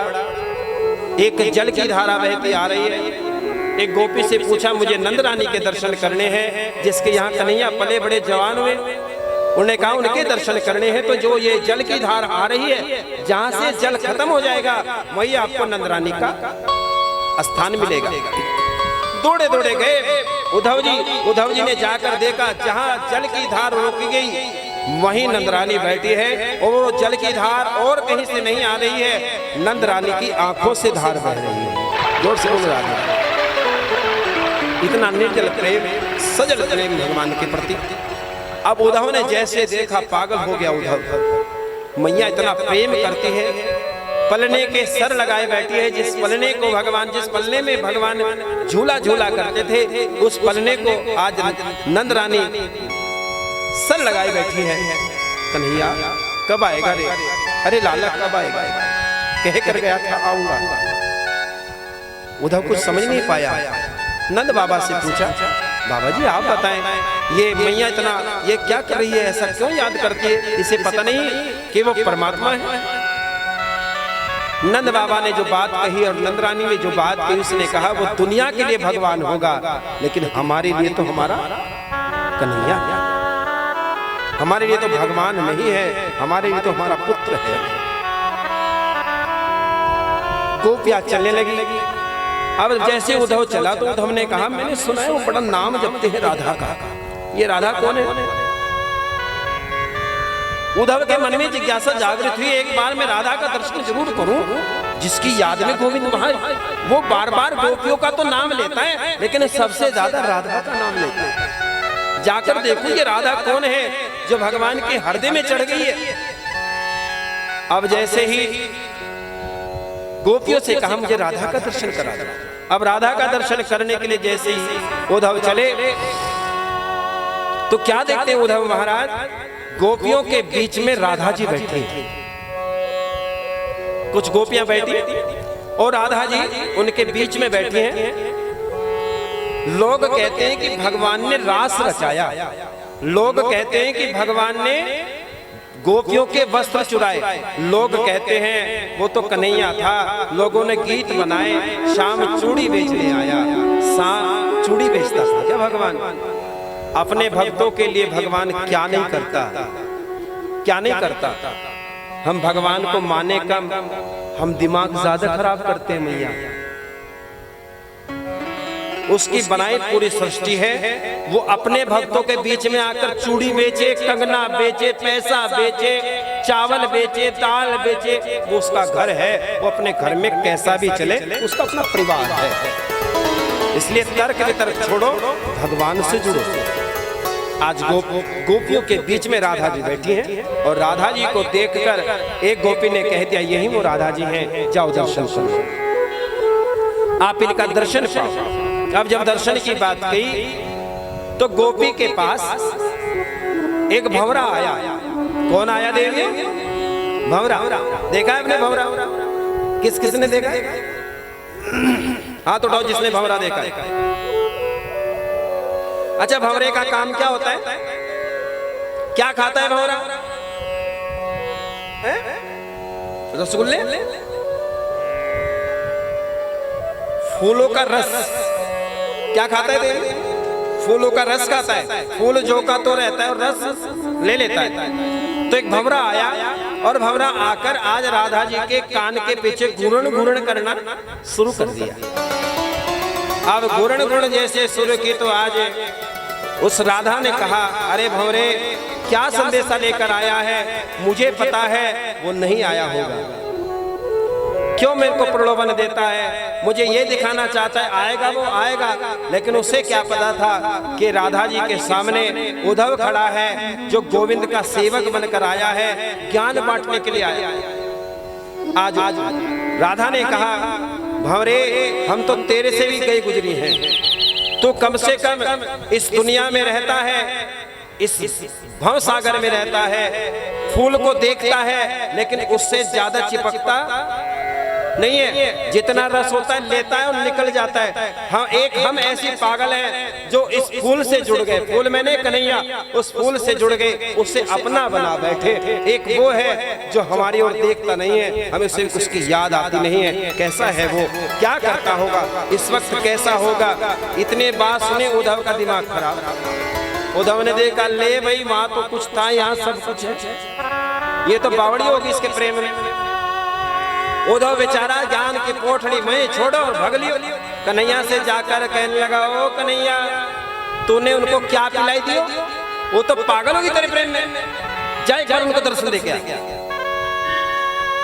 भगवान, जब उद्धव ने कहा तो भगवान आए, और भगवान जब आए तो ग्वाल वालों को पता चला कि भगवान आ रहे हैं। मधुमंगल श्री रामा दौड़ दौड़ कर आए।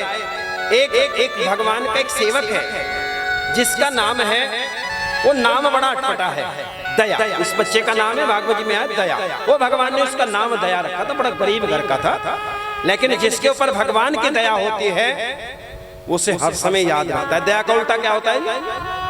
दया शब्द का उल्टा क्या होता है? पढ़े लिखे बैठे याद होता। भगवान ने उसका नाम रखा दया, और दया जब भगवान ने कर दी तो उस बालक ने हर समय भगवान को याद किया।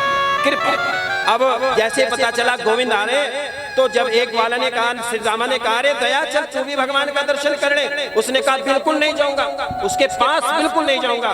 क्यों? छिप कर बैठ गया एक झुंड में और जाकर कहने लगा, नहीं जाऊंगा नहीं जाऊंगा। क्यों नहीं जाएगा? पहले वो मुझे मनाने के लिए आएगा, जब वो मुझे मनाने के लिए आएगा तब कहीं जाकर उससे बात करूंगा। ये है प्रेम, ये होता है भगवान के प्रति आस्था। अब सब गए जा रहे थे तो उस दया बालक ने सोचा, रूठा रठाई तो बाद में हो लगी, पहले दर्शन तो कर लूं। अब दौड़ कर, या तो वो भागे जा रहे थे ग्वाल वाल, उन सब से आगे आगे वो दया भागा जा रहा है। उन ग्वाल वालों ने कहा, कहाँ जा रहे हैं? अरे तू तो कहता नहीं जाऊंगा नहीं जाऊंगा, नहीं दर्शन दूंगा, पहले मुझे मनाएगा तो मानूंगा। उस दया नाम के बालक ने कहा, उसने मेरे ऊपर दया की है, रूठा किससे जाना है, कौन रूठने वाला है, पहले उसका दर्शन कर लूं, उसके बाद मान जाऊंगा। चला गया, भगवान का दर्शन किया। गोपियों को भगवान ने दर्शन दिए, भगवान बड़े आनंदित है। एक दिन की घटना घटित हुई, भगवान ने फिर गोपियों से कहा, देवी मुझे फिर जाना पड़ेगा। उन्होंने कहा कि बार वादा पक्का करके जाना, ऐसे नहीं चलेगा मामला, तुम हमें चले जाते हो उसने ब्लैकमेल करके, हम तेरी याद में पागल है, ना खाती है ना सोती है ना बैठती है। उसने कहा चले एक काम करो ना, अब की बार मैं तुम्हें अपनी फोटो देकर जाता हूँ। क्या देकर जाता हूँ? फोटो। आप एक काम करना ना, इस फोटो का दर्शन करना और इस फोटो को भोग लगाकर ही अपना भोग, समझे भाई? हम भगवान को भोग लगाने के बाद खाते हैं नहीं खाते हैं? कितने ऐसे जो भगवान को भोग लगाकर खाते हैं, और वो हाथ उठाए जो सबसे पहले अपना भोग पाते हैं। अपने आप खाई लो, कभी फिर ना बचे, है ना? इस फोटो को भोग लगाना, तुम इस फोटो को भोग लगाना और भोग लगाने के बाद प्रसाद पाना। जोर से बोलो राधे राधे, मैया बोलो राधे राधे। आज भगवान ने क्या दिया है गोपियों को? क्या दिया है? किसका फोटो दिया होगा? अपना ही दिया होगा। और किसका देते? ठीक है। अब भगवान ने फोटो दे दिया और कहा जाओ देवियों, इस फोटो को भोग लगाना और प्रसाद पाना और मेरा ध्यान करना। अब चले गए भगवान, तो चले गए। अब भगवान जब गए तो भगवान जब कई दिन हो गए भगवान को, अब गोपियां प्रसाद बनावे, भगवान को भोग लगावे और पाले में एक दिन की घटना घटित हुई देवियों।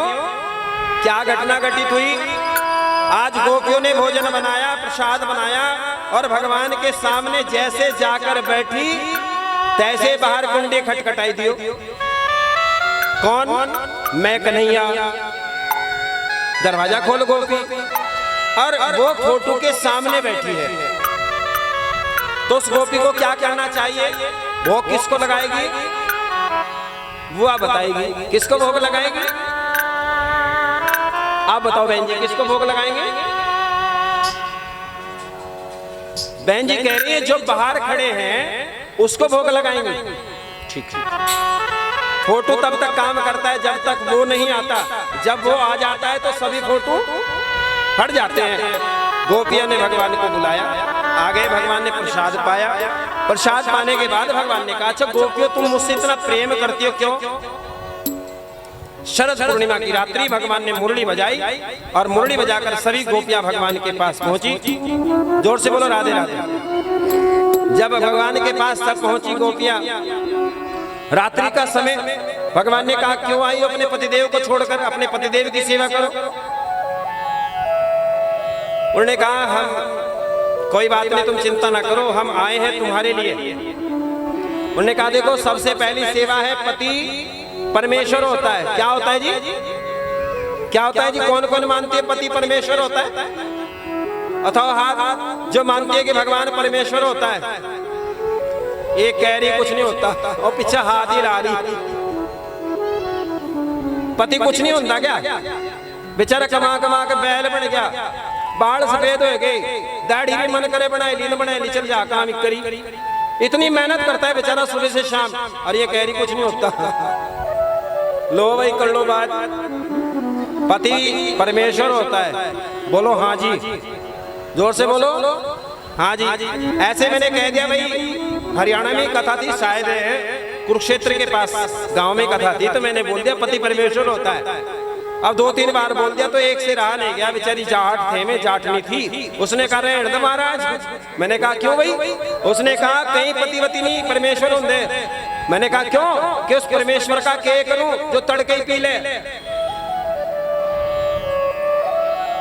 क्या करूं उस परमेश्वर का जो तड़के ही तुम ही मेरे मंदिर, तुम ही मेरी पूजा, तुम ही गोलो सबने सुना तो। जिधर देखती हो उधर तुम ही तुम हो, न जाने मगर इन ख्यालों में गुम। तुम्हें देख कर ये ख्याल आ रहा है कि जैसे फरिश्ता कोई सो।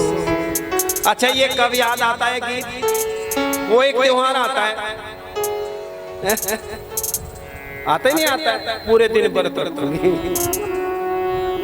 उस दिन तो मानो भाई क्या महाभारत हो जाए। बार बार पत्नी कहती है या तो ये बनारस की साड़ी ला दो, नहीं तो व्रत तोड़ दूं। कहना तोड़िए। एक भी व्रत ऐसा नहीं बना कि पतिदेव व्रत रखकर पत्नी को जुकाम भी लग जाए। कुछ नहीं, ये तो बेचारा बस लगा रहे भाई साहब, लगा रहे। जोर से बोलो राधे राधे। पति परमेश्वर होता है। भगवान ने कहा देखो पति परमेश्वर होता है, उनका ध्यान रखना। उसने कहा हमने तो आपको पति बनाया है, ऐसे पति को कावरो जो जन्म लेत मर जाए, ऐसे पति को वर लो जो हाथ पकड़ ले जाए, ऐसे पति को वरो। पति कैसे होते हैं? कैसे होते हैं भाई पति?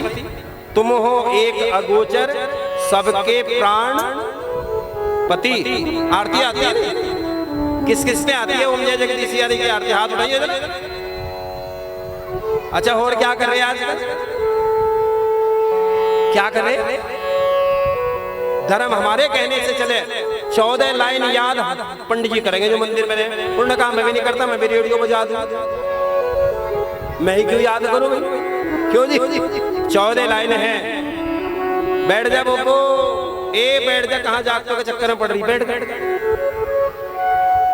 जोर से बोलो कि भगवान का विवाह है आज, इसलिए बच्चों की संख्या ज्यादा है, महिलाओं की संख्या ठीक ठाक है। पुरुष बेचारे इसलिए नहीं आए भाई, बारात में जाकर कुछ चौधरी परिवारों में यह है भाई खाना नहीं है, बस कन्यादान ही देना।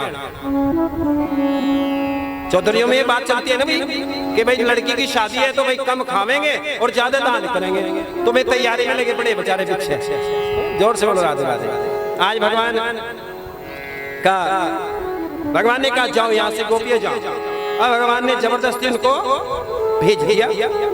जब भेज दिया तो भगवान अलग हो गए, गोपियां बैठी अलग, भगवान को याद कर रही हैं। लो आ गई उनकी याद, वो नहीं आए। एक गोपी ने रोकर भगवान को पुकारा है। और मैं निवेदन करता हूँ जो झांकी की व्यवस्था है वो तैयारी जरूर रखें, क्योंकि कुछ समय बाद भगवान का विवाह। लो आ गई उनकी याद, वो नहीं आए। लो आ गई उनकी याद, वो नहीं आए। दिल उनको ढूंढता है गम का चिराग करके, दिल उनको ढूंढता है गम का सिंगार करके। आंखें भी थक गई हैं अब इंतजार करके, एक सांस रह गई है वो भी न टूट जाए। लो आ गई उनकी याद, वो नहीं आए। लो आ गई उनकी याद, वो नहीं आए। अगर किसी से आपने प्रेम किया है, प्रेम केवल एक ही नहीं होता, प्रेम बहुत होते हैं। प्रेम में जिया और मरा जाता है, प्रेम में आनंद लिया जाता है। प्रेम वो होता है जो बताया नहीं जाता, प्रेम वो होता है जो महसूस किया जाता है।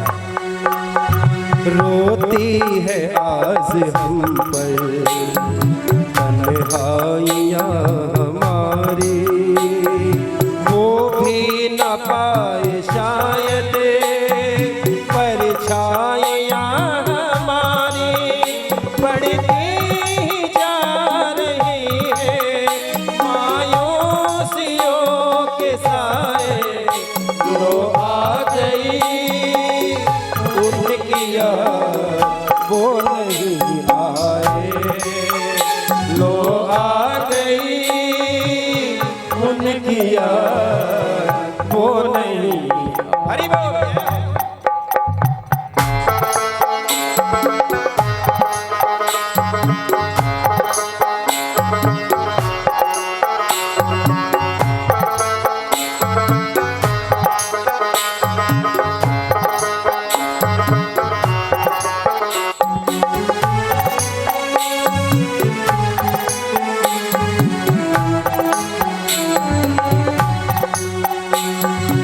लो थर थरा रही है अब शाम जिंदगी की।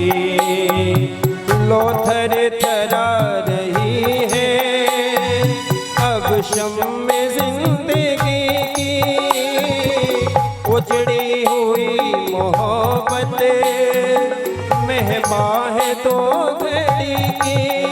मर गए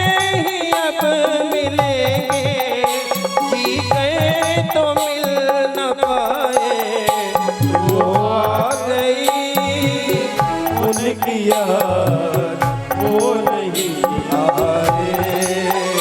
लो आ गई उनकी याद वो नहीं आए। भगवान ने अपने स्वरूप का दर्शन कराया तो गोपियों ने दूरियां बना ली, क्योंकि परमात्मा है, आनंद है, सृष्टि का उद्धार करने के लिए भगवान आए हैं। आज भगवान ने गोपियों से कहा, गोपियों इस प्रेम की माया से बाहर आकर मेरे में रम जाओ। मैं तुमसे टूट प्रेम करता हूँ। प्रेम दिखाया नहीं जाता, प्रेम बताया जाता है। फीलिंग होता है प्रेम। प्रेम वो होता है जो समझ जाया करता है। आज भगवान की आंखों में आंसू आए तो गोपियों ने भगवान की ओर देखा। आज भगवान ने एक आंसू की बूंद को उतारा और भगवान ने उस बूंद से कहा, आंसुओं आंख की दहलीज पर आया नहीं करते, अपने हालात किसी को बताया नहीं करते। लोग फिरते हैं नमक मुट्ठी में लेकर, अपने जख्म सरेआम दिखाया नहीं करते। भगवान से इतना प्रेम, इतना टूट प्रेम भगवान से करते हैं। आज परमात्मा यहाँ से भगवान चलते हैं। भगवान ने गोपियों को छोड़कर भगवान द्वारिकाधीश चले जाते हैं। आज समुद्र के किनारे भगवान गए। विश्वकर्मा जी के द्वारा भगवान ने आज द्वारिका का निर्माण कराया और भगवान द्वारिका में रहना शुरू कर देते हैं। जोर से बोलो राधे राधे, और जोर से बोलो, बोलो द्वारिकाधीश की जय। है एक ये नाम है अस्ति और एक का नाम है प्राप्ति। और भगवान कंस का नाम ही अभिमान है। जब कंस का वध हो गया तो जरासंध ने 13 अक्षौणी सेना लेकर मथुरा पर चढ़ाई कर दी और उस 13 अक्षौणी सेना ने के बीच बहुत बड़ा युद्ध हुआ। उस युद्ध में भगवान ने एक नहीं, 2 बार, 3 बार नहीं, उसने 17 बार आक्रमण किया मथुरा के ऊपर और भगवान ने उसे जिंदा छोड़ दिया। 17 बार जब भगवान ने, कृष्ण ने उन्हें हरा दिया। कृष्ण जैसा दयालु और पराक्रमी कौन हो सकता है। एक कालेवन नाम का राक्षस था। प्रभु ने मुचकुंद नाम के द्वारा उसको भस्म कराया और जब 18वीं बार आया तो कहते हैं आज वो 10,000 ब्राह्मणों को बिठाकर आया है और एक एक प्रतिज्ञा करके आया है, या तो कन्हैया हार जाएगा, अगर कन्हैया नहीं हारा तो मैं इन 10,000 ब्राह्मणों को तत्काल मार दूंगा। भगवान सबकी पीड़ा समझते हैं। आज भगवान को हारना है। किसके लिए हारना है? ब्राह्मणों के लिए हारना है। ब्राह्मणों की हत्या ना हो जाए इसलिए गोविंद ध्यान रखते हैं। आज युद्ध करने के लिए आए तो भगवान वहां से जब युद्ध शुरू हो गया तो भगवान वहां से भाग लिए। अब भगवान जैसे भागे भागे बलराम ने कहा क्या कर रहा है कन्वा रे, क्यों भागा जा रहे हैं, युद्ध कर इसके साथ। उसने कहा अगर मैंने युद्ध किया तो 10,000 ब्राह्मण मारे जाएंगे, इसलिए भगवान ने कहा मैं जा रहा हूँ। बलराम ने कहा तुझे लोग रण छोड़ कहेंगे, तो रण छोड़कर भाग रहा है। भगवान ने कहा चाहे रण छोड़ करे चाहे कुछ भी कहे, लेकिन हम तो भाग लिए तो भाग लिए। भगवान का एक नाम है रण छोड़। भगवान रण छोड़कर भाग गए। भागता है कोई भगवान? आग भगवान यहाँ से भागे और भगवान द्वारिका में चले जाते हैं। उधर भीष्मक नाम के एक राजा है, कुंदनपुर नगर के राजा है भीष्मक। उसके 5 पुत्रियां हैं। बड़ी पुत्री का नाम है रुक्मिणी। 5 पुत्रों के बाद एक पुत्र भी नहीं हुआ। मन में बड़ी गलानी, बड़ी बेचैनी। बड़ी तपस्या के बाद और समुद्र के कमल के फूल पर उन्हें बैठी एक कन्या का आशीर्वाद मिला जिसका नाम है रुक्मिणी। भगवान से बड़े प्रेम करती है, बचपन से ही भगवान के प्रेम में लीन है। आज शिशुपाल के साथ सगाई कर दी भीष्मक नाम के राजा के पुत्र ने। जब उसके साथ सगाई कर दी उधर वो अपनी मम्मी के पास आई, माँ के पास आई। माँ से कहा माँ मैं तो गोविंद को अपना पति माने बैठी, मैं उनसे शादी करूंगी, आपने ये क्या कर दिया। अब उसने कहा देखो पहले चिट्ठी चलती थी, आज तो चिट्ठी है नहीं। पहले एक लेटर चलता था। प्रेम के लेटर को क्या बोलते थे जी पहले? गुरुजी क्या बोलते थे? लव लेटर नहीं बोलते थे उसको, प्रेम पत्र बोलते थे। ये मेरा प्रेम पत्र पढ़कर तुम नाराज ना होना, है भाई, तुम मेरी जिंदगी हो। भीम से हाँ, जोर से बोलो राधे राधे। अब पत्रिका लिखी गई, उस पत्रिका पर हाँ अच्छा ठीक है, मैंने सोचा रुक्मणी सच में आ गई। राधे राधे बोलो। और भगवान गोविंद के पास वो पत्र गया, भगवान ने पत्र पढ़ा तो जो जिसके साथ पत्र गया था उसको ही साथ बचाकर भगवान आए। और भगवान जब आए तो रुक्मणी पूजा करने के लिए आज जगदम्बा के मंदिर में गई है। जय जय जय सदानंद माता जगत जननी दा मन दुति दाता। आज जगत जननी का पूरा आराधना की, भाव आराधना की और भगवान भगवती के गले से एक माला निकली और भगवान के आशीर्वाद समझकर आज रुक्मणी ने धारण की। और तैसे भगवान गोविंद आए, जो द्वारपाल पहरा दे रहे थे उन सब में भगवान बड़े सुंदर नजर आए। सभी भगवान की सुंदरता में मोहित हो गए। और वह गोविंद आए, गोविंद ने रुक्मणी का हाथ पकड़ा और भगवान उसको बिठाकर रथ में लेकर चले गए। रास्ते में जाते जाते आज शिशुपाल भी पीछे गया, भगवान बलराम जी ने उसके साथ युद्ध किया।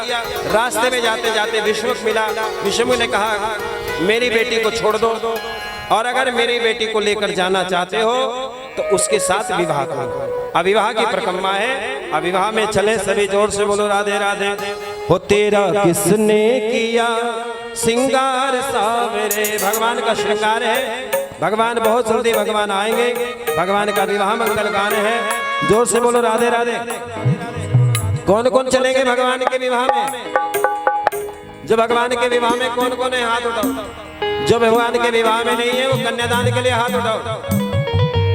दोनों तरफ पल्ला झाड़ है। आओ जरा राधे राधे गाएं। हो तेरा किसने किया सिंगार सावरे, तेरा किसने किया सिंगार सावरे। तू लगे दुल्हा सा दिलदार सावरे, दूल्हा सा सिंगार सावरे। उठा हाथ, उठा हाथ, लंबे लंबे हाथ उठाकर मैया, उठाकर मैया। हो तेरा किसने किया सिंगार सावरे, तेरा किसने किया सिंगार सावरे।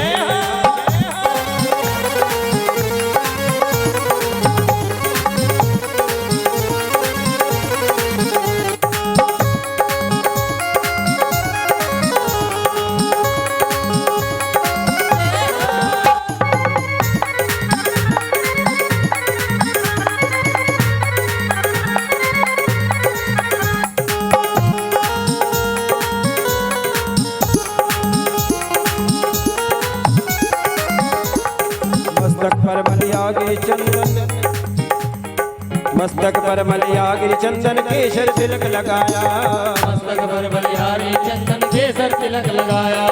मोर मुकुट कानों में कुंडल इत्र बहुत बरसाया, मोर मुकुट कानों में कुंडल इत्र बहुत बरसाया। ये महकता रहे दरबार सावरे, महकता रहे दरबार सावरे। उठाओ लंबे हाथ जो भगवान के विवाह में चल रहे लंबे लंबे हाथ उठाकर गाएं।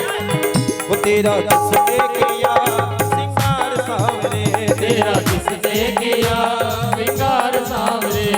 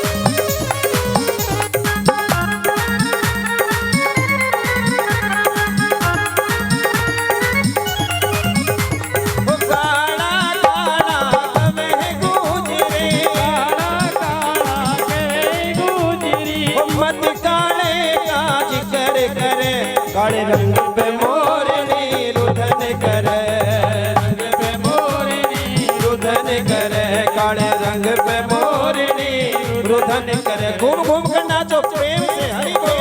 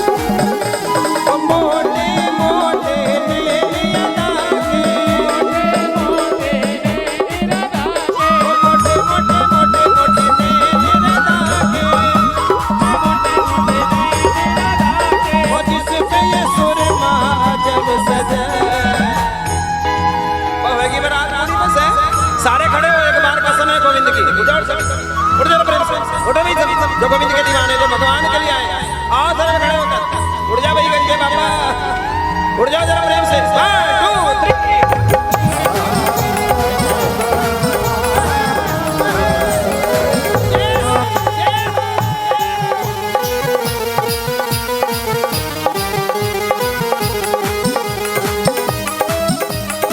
घूम घूम कर नाचो, घूम घूम कर।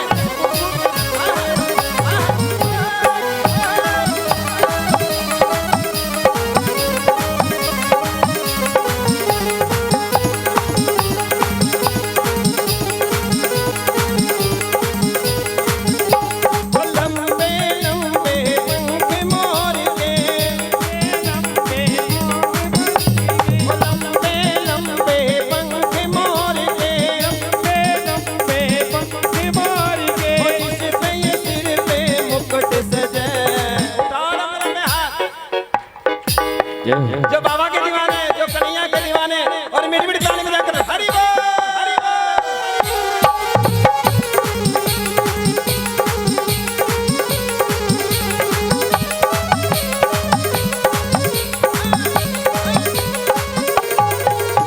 सुनो, अच्छा हाथ उड़ो जिस पर नाचना नहीं आता, खड़े रहियो। अच्छा तेरे पर नहीं आता वो नाचना, जिस पे नाचना नहीं आता कुल्ले पे हाथ रखो, बड़े रखो कुल्ले पे हाथ। कुल्ले किस किस के हाथ रखो, कुल्ले पे रखो भाई शर्मा जी, रखो और मटकाओ कमर। 1 2 3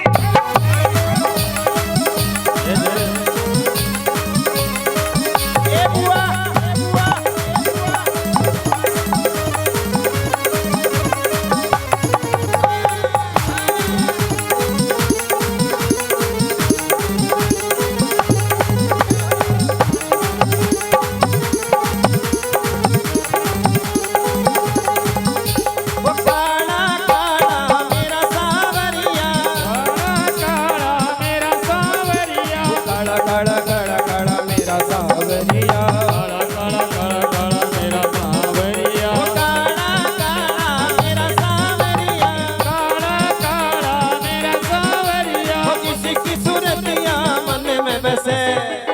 काले रंग पे मोरनी। अच्छा रुदन किसे कहते हैं? रुदन, रुदन का मतलब वो कड़कू काटना। मेरे घनश्याम की शादी है आज, मेरे श्याम की शादी है आज, आज मेरे श्याम की शादी है, आज मेरे श्याम की शादी है।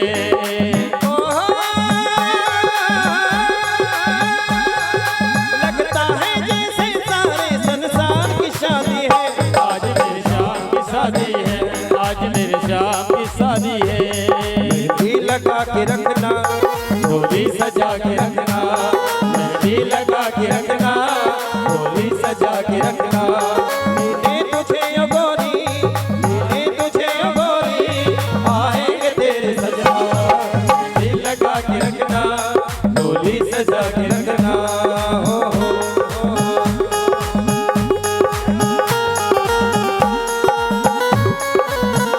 और भगवान की बारात आए, सोनू जी, सोनू जी, सोनू जी अगर आवाज सुनने भगवान की बारात ले आओ भाई। आओ प्रभु दयाल, आ जाओ जल्दी जल्दी से। बहुत बच्चे इकट्ठे हो रहे भगवान के पास। मेहंदी लगा के रखना, डोली सजा के रखना, दिल लगा के रखना, डोली सजा के रखना। लेने तुझे यो गोरी, लेने तुझे यो गोरी, आएंगे तेरे सजना, कुछ और अब न कहना, कुछ और अब न सुनना, कुछ और अब न कहना, कुछ और अब न कुछना। ये दिल की बात अपने, ये दिल की बात अपने दिल में दबा के रखना, दिल लगा के रखना, डोली सजा के रखना।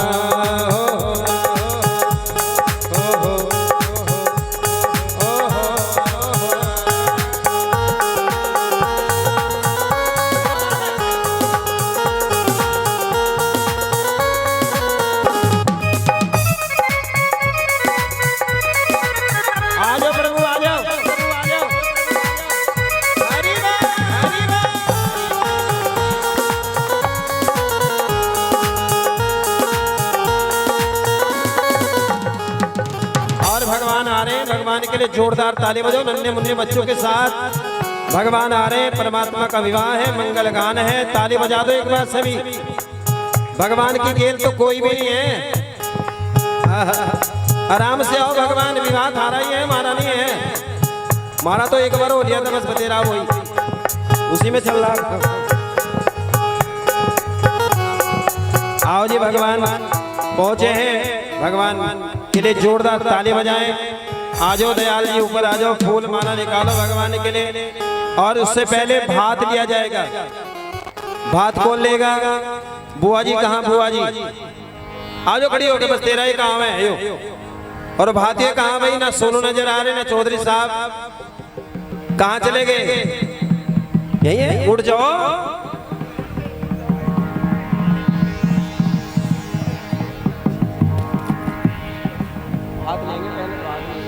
जोर से बोलो राधे राधे। आजा बुआ, 4 लड्डू 1 गोला।